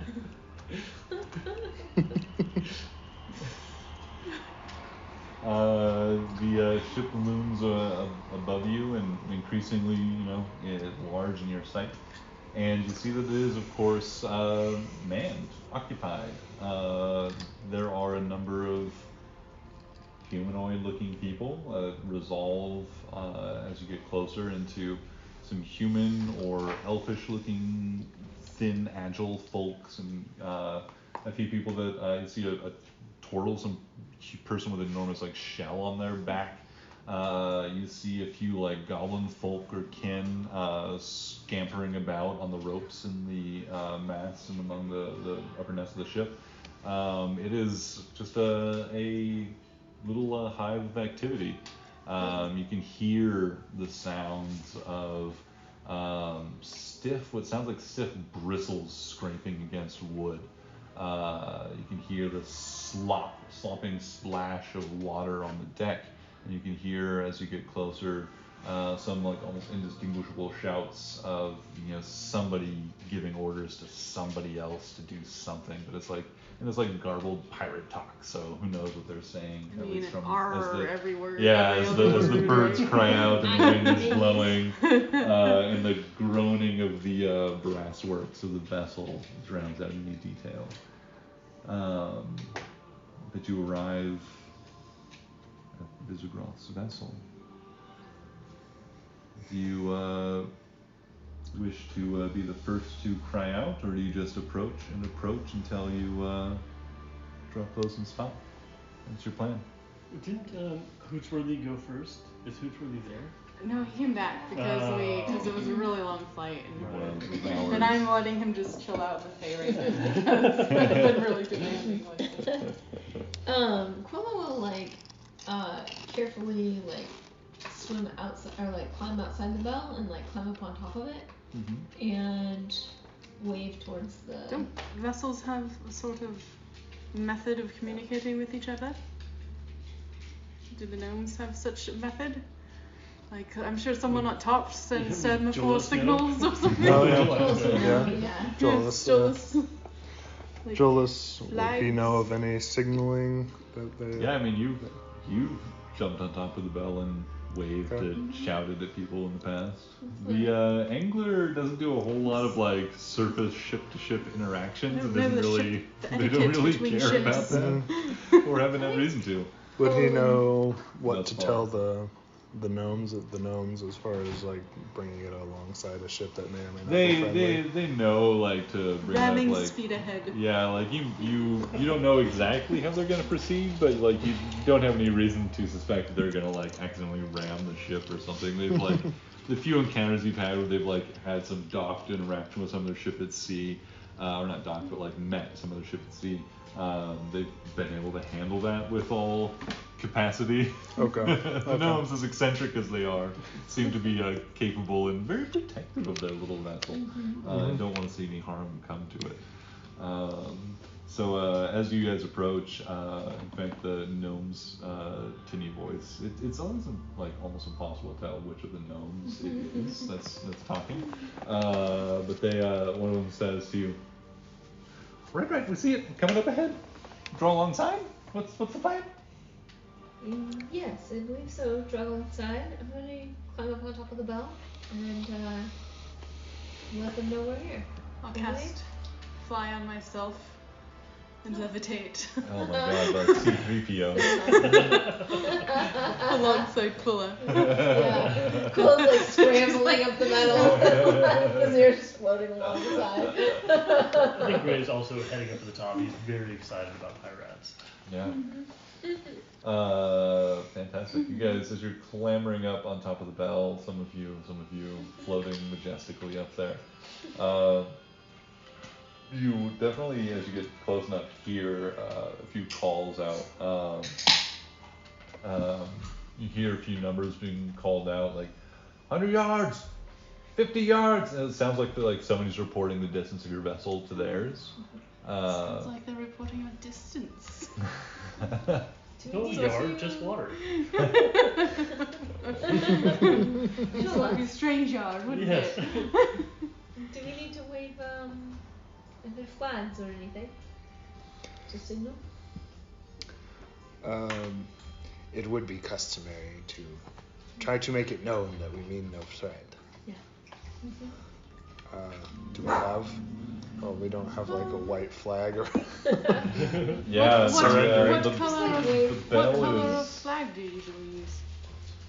None, because we're underwater. A ship. What theoretically, if you were the type to fly flags, what color of flag would you fly? I would say the gnomes. I assume we would fly something like the gnomes' crest, family crest, or something like that, if they had such a thing. Let's make a crest for our party. So I'm gonna make a minor illusion of let's see. We'll just go with a star, a ship laden with goods, and a bug. Oh. Nice. A star, a ship, and a bug. Like all, melded together. Yeah, like whatever, a coat of on arms. a little flag. Yeah, beautiful. Yeah, that's terrible.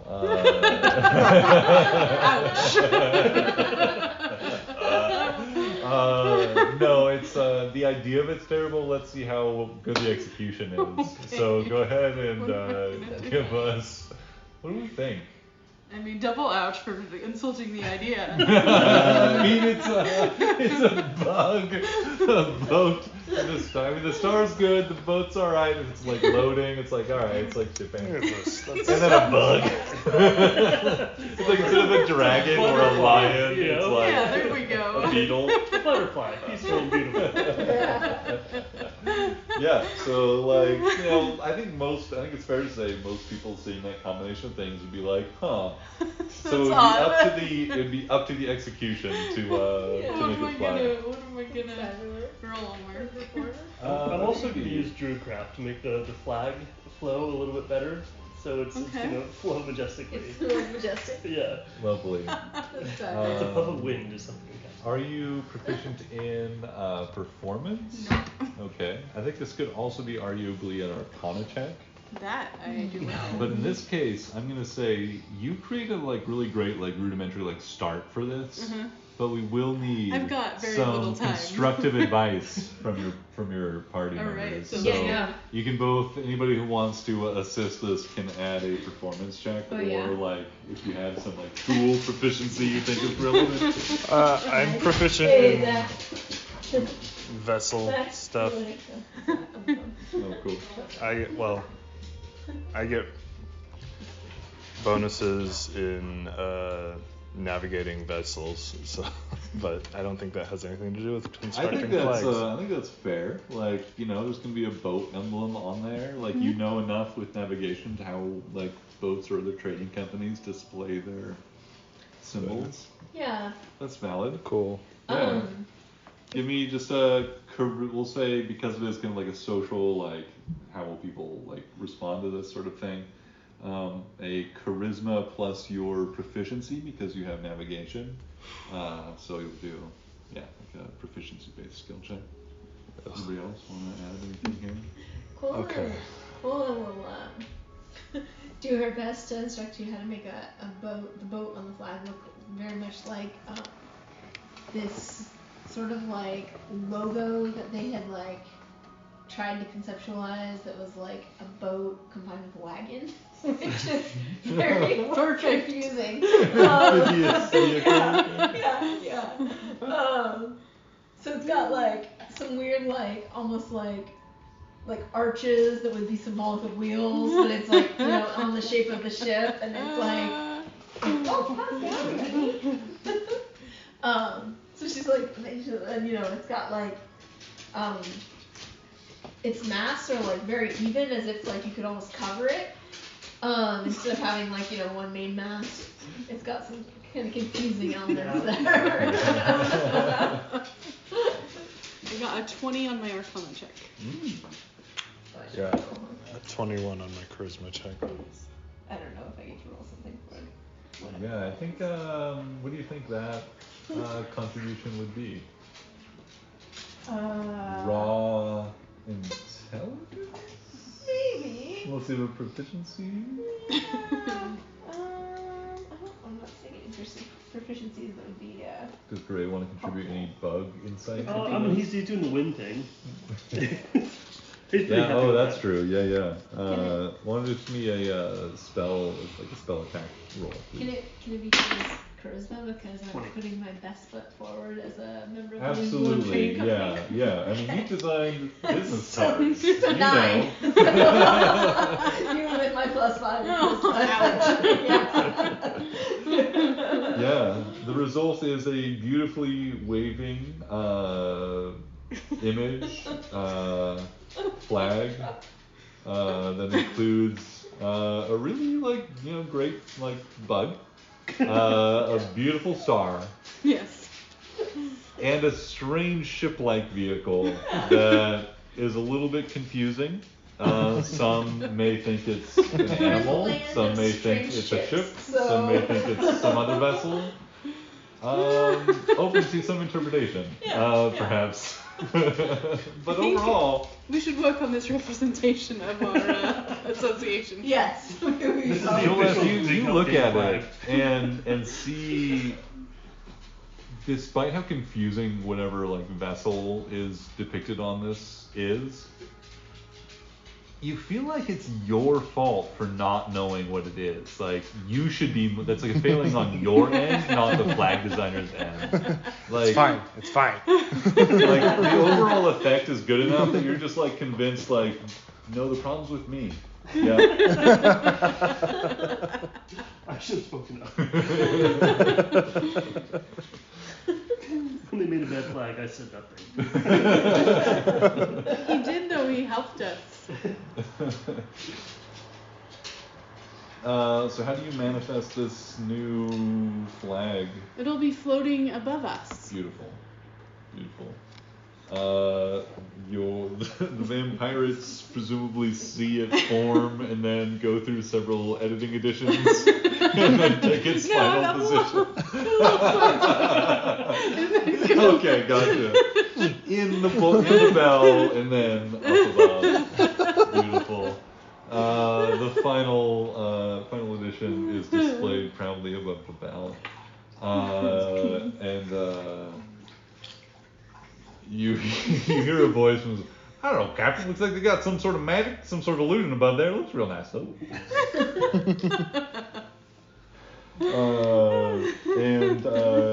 You see some people on the side of the vessel prepare for your arrival. They begin lowering one of their like longboats or like life raft, basically, little canoes. In a few minutes, you arrive alongside and become stationary. You know, the gnomes set forth their like a quado stationary synchronous movement device that keeps the boat still without need of an anchor. You disembark, any of you that want to, from the bell onto their little boat, which takes you the short distance over to the vessel, if you wish to embark. However, as you see the vessel approach and make its final preparations to receive you, you see a figure up on the deck with a thick umbrella, a little bit oversized, casting not quite a shadow in the amount of light that's still at this stage in the evening or the late afternoon, but seems to be protecting from at least direct rays of light from the sun. This person that you see, as you get close enough, you see that they have an identical sort of looks like tattoo of like blood running down their chin on both sides where their canines would be.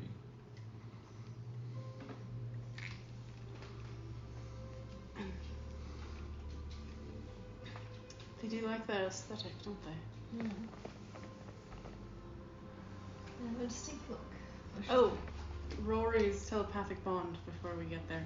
Oh. Yeah, It's been a while since that popped Yeah. Oh, that's such a good spell too. You just hear Gray talking about bugs in his head for realizing I people are listening. know, we're used to that.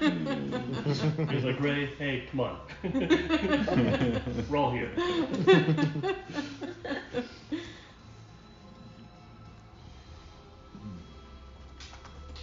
So, yeah, you guys see this figure eyeing your arrival, and they say from the like the deck of the ship, just behind you can see, at least from this vantage point as you approach, like they're covered by like the sides of the ship, the railing and stuff that provide some cover and whatnot, so you can really just see upper torso as you get close enough, and they say, "Hello, my name is Horineth. I've been informed by Horineth that you'd be arriving. Greetings. His name is what? Horineth. Oh, fabulous. But he was sent from Horneth? Just like our previous friend. Yeah. The other person that you met in the tavern with the same, like, blood tattoos on their chin was also named Horineth. Mm-hmm. Oh, Interesting. very well. We here for Pyrat? Good. Good. That's what we've expected. Come aboard. Thank you. You're I welcome. alight gracefully. Impressive. Ray's just like scouring the floors for his sort of rat. Like, oh man, here it comes. I'm waiting for days. He is expecting a rat made of cherry pie. I don't know that we'll be able to satisfy his craving then. Yes. Where rat? There are no were-rats. Where Pyrat? You see, pie rat. Friends. In Gray's head, I say, it may not quite be what you expect, Gray. You just greedy. And he We turns aboard into- this vessel are all pirates. But pirates are not what you may think, friend. Face drops. But we may be able to get you both pie and rats. Yes. yes, Pyrat. You've made a close friend already.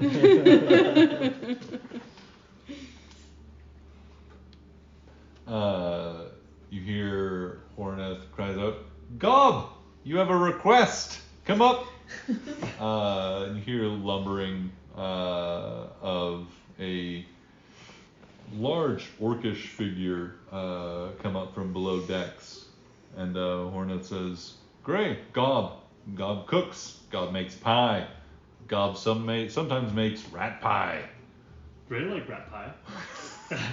We want rat pie. Rat pie. Pie rat. Gob, who comes lumbering out with nothing but like breeches and a thick apron on, also has like one full chipped tusk and the other one's just like completely broken off. Full orc, who's like this like grayish green skin, looks terribly weathered, and says, "You want pie? Rat pie. Pyrat.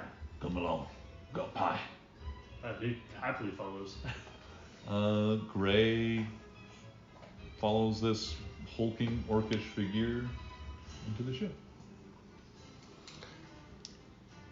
Jolas is staying next to the Tidebringer. Come back soon, Gray. Pie. Okay. Be safe. Be well. Yes. Uh, Hope to see you again soon, Gray. Yes. Don't get into too much trouble. Maybe Shanghai. Don't poke too many people without their permission. Jolas will suggest, I can follow him if you need. Sure. Keep great company. Jolas will follow. Have yeah. Just pressure to not have anyone be alone. Aye. Whatever the Tidebringer wishes. Yeah. Okay. She's not really sure what to think of that. Right. Pola's usually like pretty confident. She's just like not quite sure what to do with that information. Yeah, it's a little bit different to receive almost worshipful attention. Yeah. She's just being like challenged or like I don't know, making deals and like unsolicited I don't know, support is disconcerting. Mhm. Gray clambers beneath the ship after the Gob, who seems to be the cook or chef aboard the vessel. Gray, you go down beneath the deck and down 2 flights or 2 levels of the ship. You find the kitchen of Gob, which is surprisingly has like a full like oven inside, which I don't know if Gray would be particularly worried about a big hot fire and coals on a ship, but most people would be a little bit concerned. But regardless, Gray smells what appears to be like a stew in a big iron iron pot inside a oven that's looks to be like clay or clay covered brick that's like basically just like built into the ship without any significant regard to the heat from it catching the nearby or adjacent hull alight. And Gob looks down at you and says, "Hungry? Want pie? I got pie." I like pie. He wants to look around. There's gotta be rats around here somewhere. You see that there's among all the other like food storage and grain, like some like hanging like dried meats and stuff. Among those dried meats are a few like hanging rats. Okay. Not living there, all dead. You want fresh? I find. Yeah, down below. Might find a rat. I like Might rat. find fresh. Fresh rat. Get fresh rat pie. Best pie. Nice and juicy and hot. Come on, Spiny. You go get. I'll make pie. Go get. Right. Okay. I like grab his hand and start dragging him. Jolas oh, is- Jolas' hand, yeah. rolls his eyes. Just following. Just like, I can't believe like what I'm getting into here. Hunting rats in the bowels of a ship. Nature hazard. Hunting This is a rats. side quest, Mark. Roll your dice. Let's see if it's a good one or a bad one. Yeah, you spend at least the next handful of minutes in the bilge and depths of the ship, looking for any scurrying creatures that may have stayed aboard or infested the storage.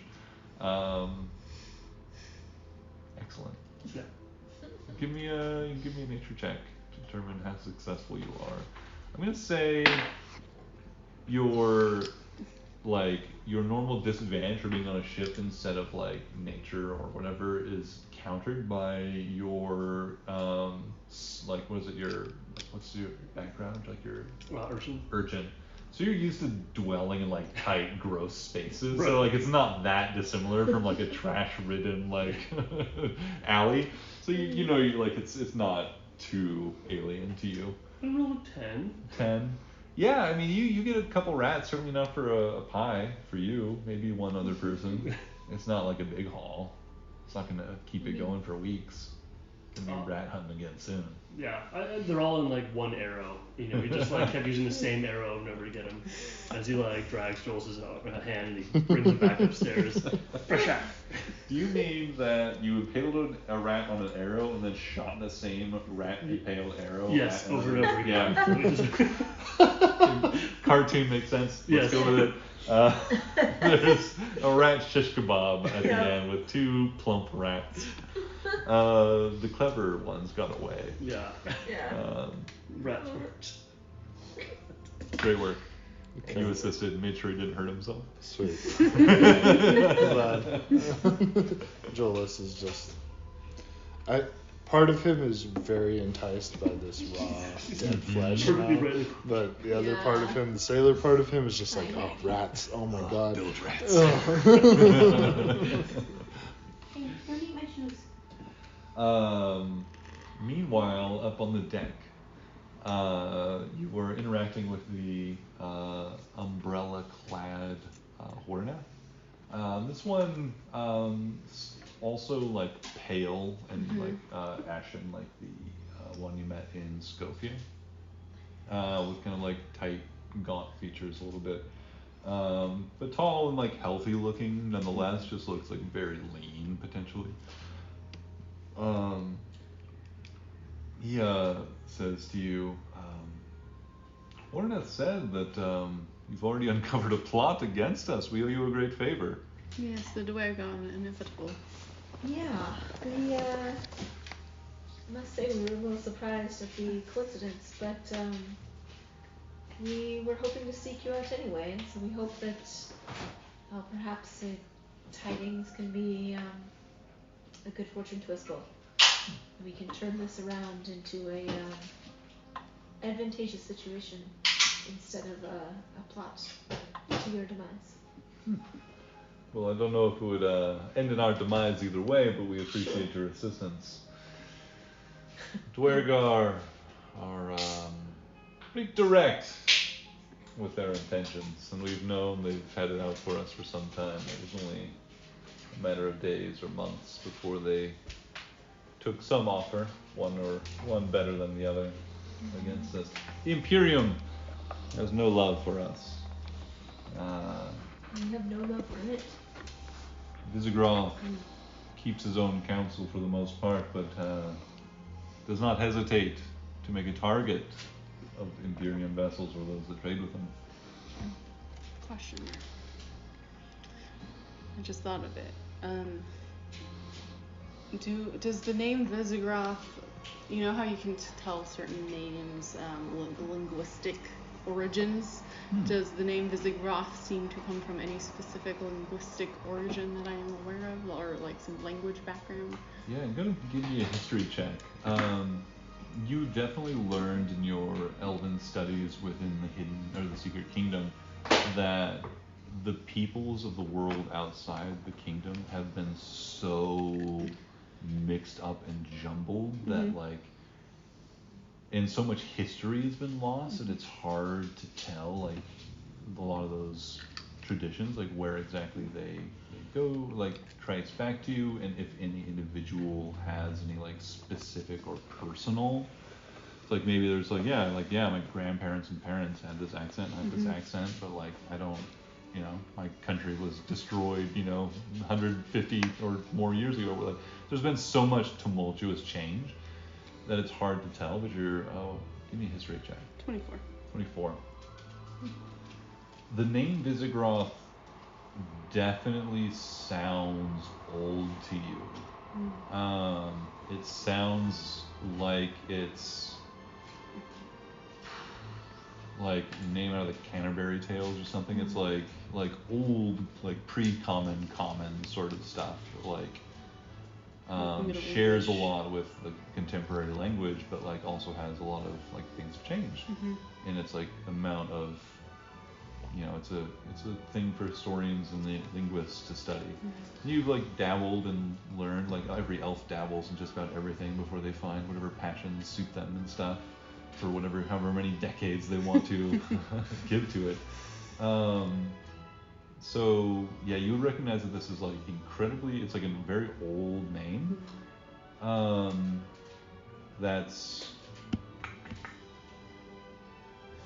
yeah, I mean it's like hearing like it's an old like Latin name, but like who knows if it was like some Roman that was some soldier outpost or officer in some far-flung part of the empire or something.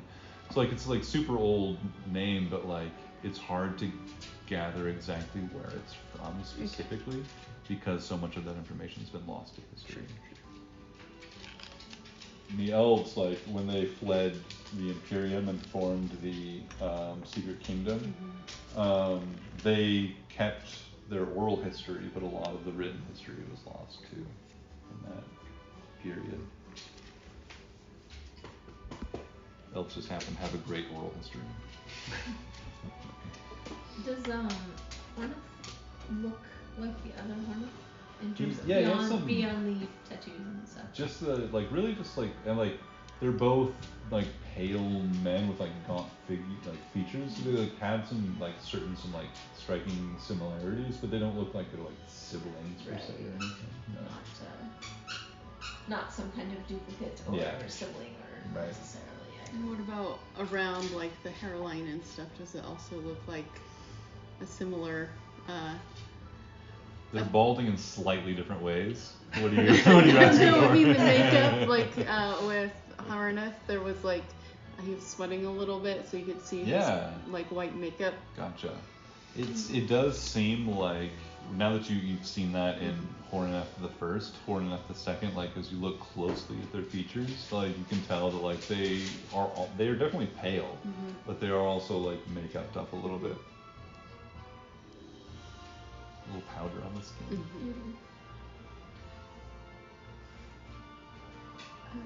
Forgive me, Horneth, if this is rude. I may not know the right customs, but we noticed that your name is Horneth and your companion's name is Horneth. Is that a title or a name that you've taken? Ah, more of a title and a name, I guess. You can call me Horneth. Horneth and I, and Horneth, and I forget sometimes how many of us there are at any given time. We're all children of Visigroth under his supervision to make sure we don't turn into monsters that hunt the nights, scare little children, go boo in the dark. Until we prove ourselves, Visigroth kills us if we do anything wrong. So rest easy. Won't bite unless I'm told to. It must make things confusing. So many of you are sharing the same name. It is a bit. We do work in different places on different ships, and you've met Horneth and Scofia. So that cuts down, but it is important, Visigroth believes, to warn the sheep a wolf walks among them.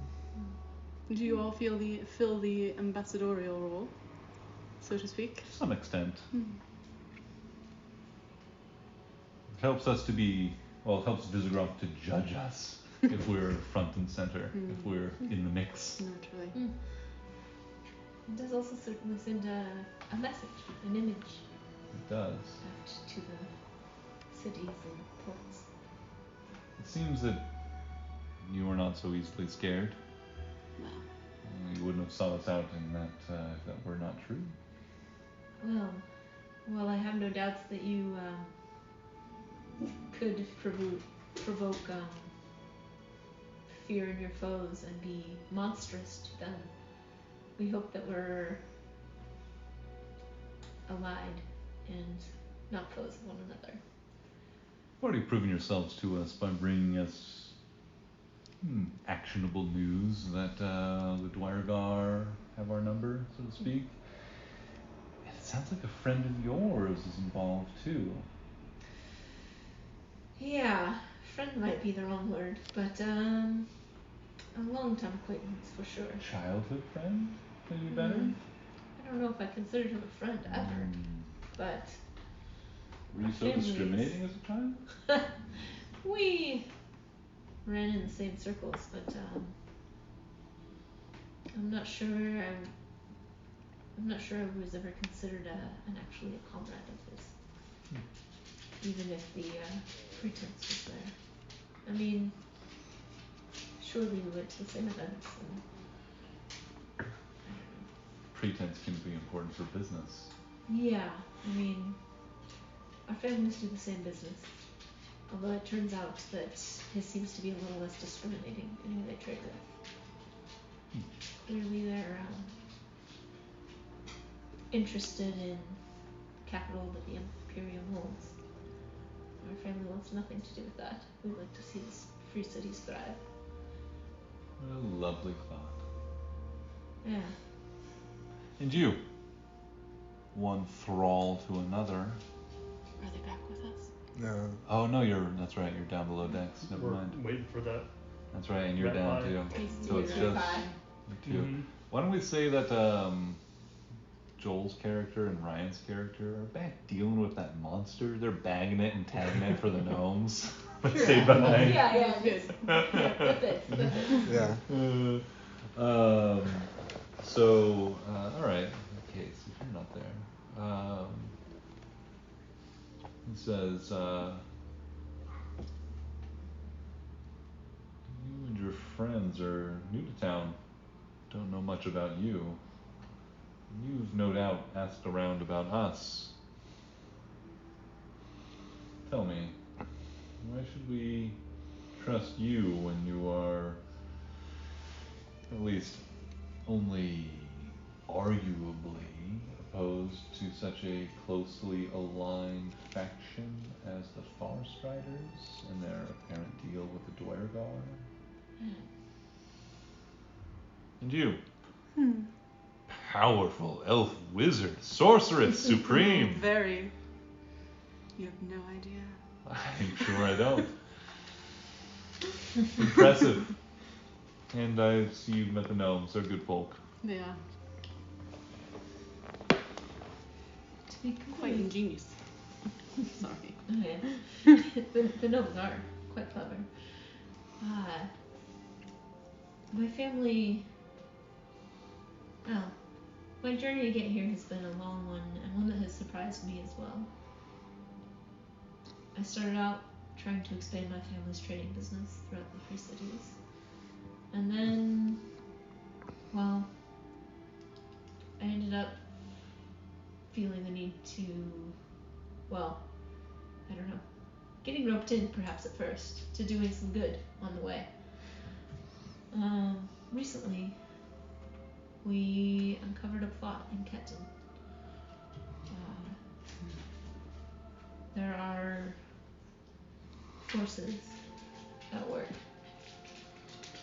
siding with the Imperium that are trying to overthrow things using undead devils and all means of Raises an different. eyebrow at undead. Well, yeah. They're using all means of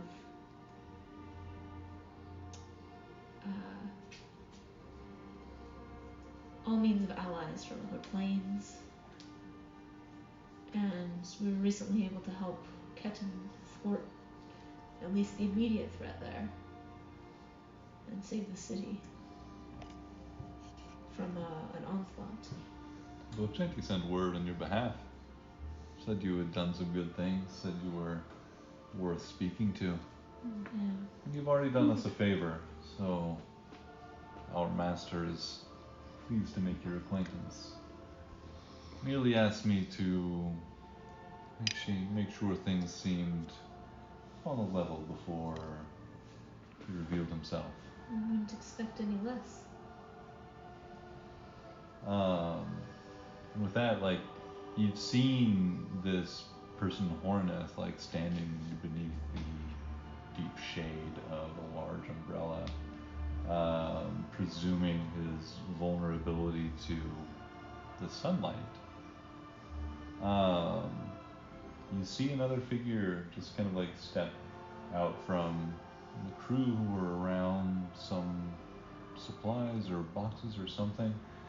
Somebody that you didn't necessarily see or take notice of before, but stepping forward and kind of standing brazenly in the sun is this still very tight-skinned and just like bony, like facial structure, like this person with like deep, lean muscle, but like other than that, just skin tight against bone and flesh. Steps forward in the sunlight, graying, kind of a salt and pepper sort of person with like clean shaven, but with some thick hair still and a solid hairline, despite what seems to be advancing years. You don't see anything like the blood tattoos on the chin, but merely a somewhat pale, but if pale, maybe originally kind of bronze or darker skinned person, but still like affected by some almost like, you guys very obviously suggest like, or would guess vampirism, but like some obvious like effect that's causing their like what once was darker skin to be like pale and ashen looking. They wear beneath a well-worn and coarse like tunic, long-sleeve tunic, what you can see flashing in the sunlight seems to be like mithril or some other like bright shining chain shirt beneath their clothes, and have a pair of sabers at their hips, or at his hip. Steps forward and says, "I am Visigroth, captain of the last gasp. Admiral of the Dread Fleet. You're my guests. Welcome aboard. Shall we retire and speak? I will curtsy. Pleased to meet you, Captain.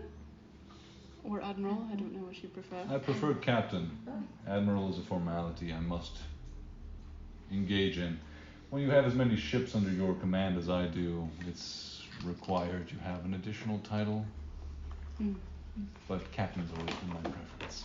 It does have a certain dash to it, that It Admiral. does. The freedom of it. Admiral has responsibilities, a captain is free. Exactly. It's a pleasure to meet you, Captain. Thank you. Yes, let's retire and discuss things. We are missing 2 of our party who I have gone to hear eat scampering pies. of feet, the loosing of an arrow, and the beating of 3 small hearts stopping aboard my ship. Your companion's been busy. That sounds like They get right to it. Very good. Well, when he sees himself fit to return, or if you wish to await his arrival, in either case, you're welcome to come to my quarters. I'll have tea and other refreshments available to you. Excellent. If you would like, we also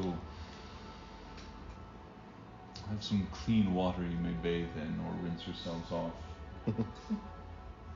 That I smell tin, fresh as a rose. the metal box you've been sailing in has not done you any favors.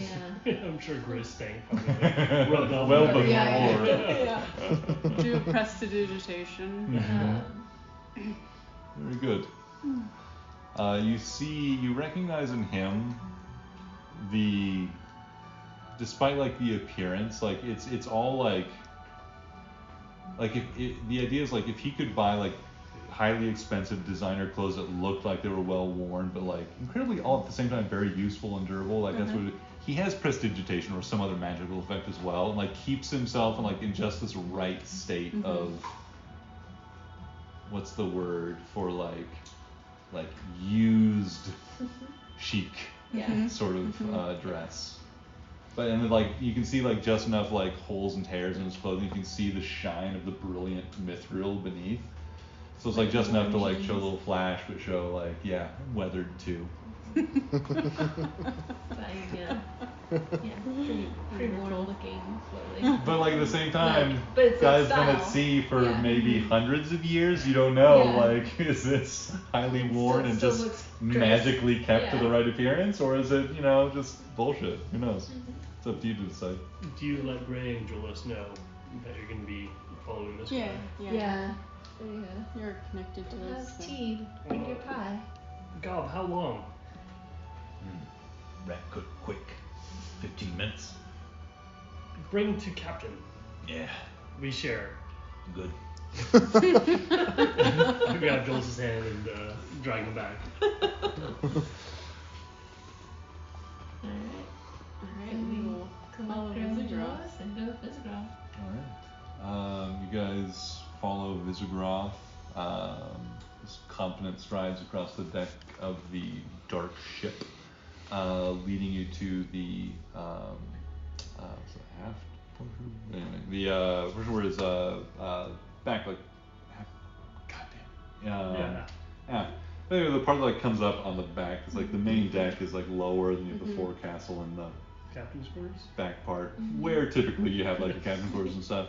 He leads you that way with the real menagerie of people, manning the ship. Like many you see as you've been talking, like a number of people that have definitely come up on deck with like nothing really that they needed to do, but just like oh, I'm like doing the ropes over here, just like see the guests and things, see their captain interact with people.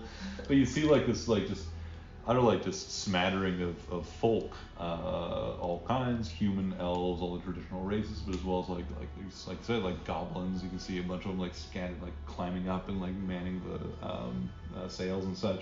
You even see, like I said, totally see a few people that look to be like blue-skinned and have like faint like lines of gills in their necks and things. Like you can see like Tritons and other folk that have also taken residence. In addition to all that, you see a handful of skeletons amongst the crew. They seem much less interested or emotive about your presence at all, and seem to be just continually like dealing with mundane activities about the ship, scrubbing it and keeping the deck clean, etc., etc. At this point, you can even see on the back side, on the side of the ship that you didn't approach from, you can see a couple of the skeletons are like hanging from ropes down the side of the edge of the ship, and they're like scraping barnacles and things off like underneath the water on the edge of the ship on the underside. Some amount of undead crew, but it seems like the predominant majority is just a wide variety of living people.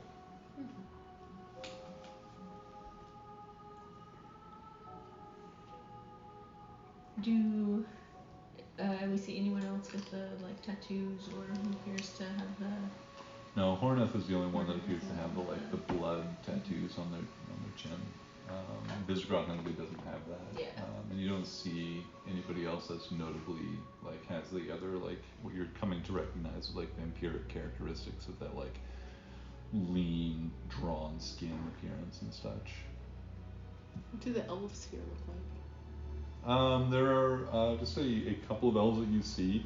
Most of them have like the two that you see have one has like both have long hair, but one is like braided in a couple braids like in a pattern going down their back, and the other is like just like free flowing like shock of hair that's like variously weaved and stuff. But both of them have like one has like this like pale green hair, and the other is like this like pale blue.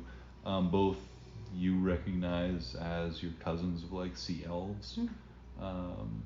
That like there are sea elves that live within the secret kingdom, but they are few because the secret kingdom's landlocked and like they'd rather live in the seas. Yeah, the few that like many of those that did survive or participate in the like escape from Imperium lands and that formed the secret kingdom eventually left because sea elves tend to like the sea and roaming and being free, and that's their jam typically. Still some holdouts and like communities and stuff in the secret kingdom, but not too many. And many of the like temples of Deep Sashalas are peopled by sea elves.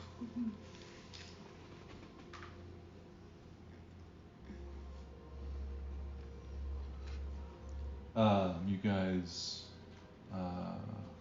walk back into the captain's quarters and find a nicely appointed room, if a little bit sparse, with instead of a bed, a large pile or contained like raised garden bed of dirt with a casket in it.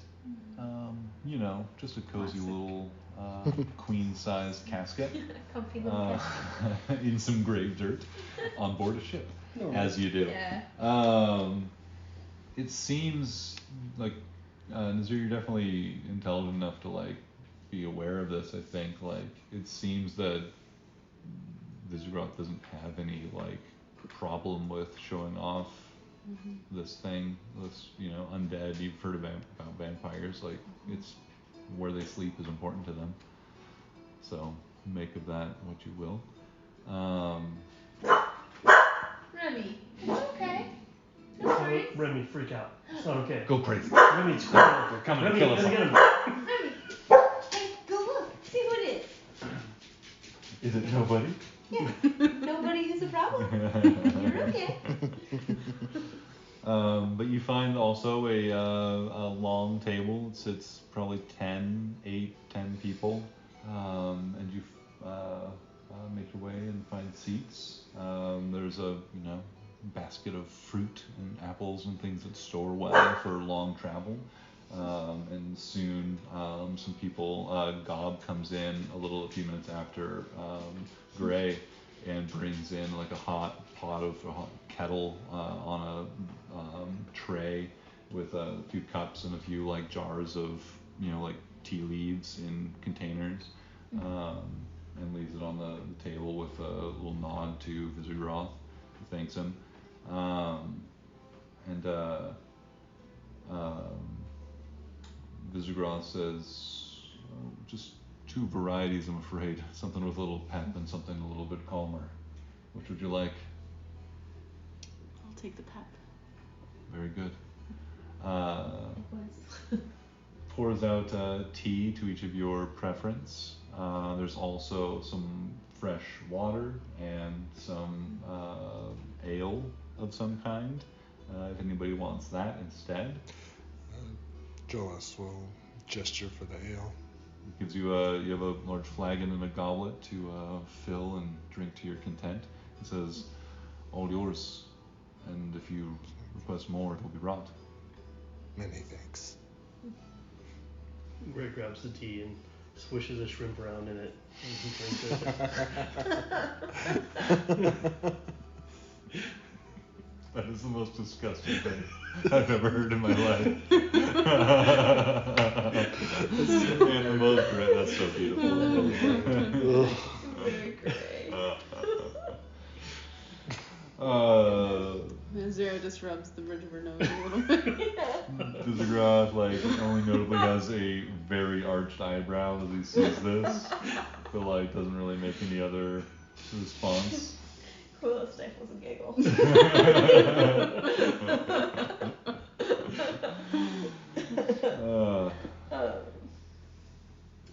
How would you guys feel about a little break?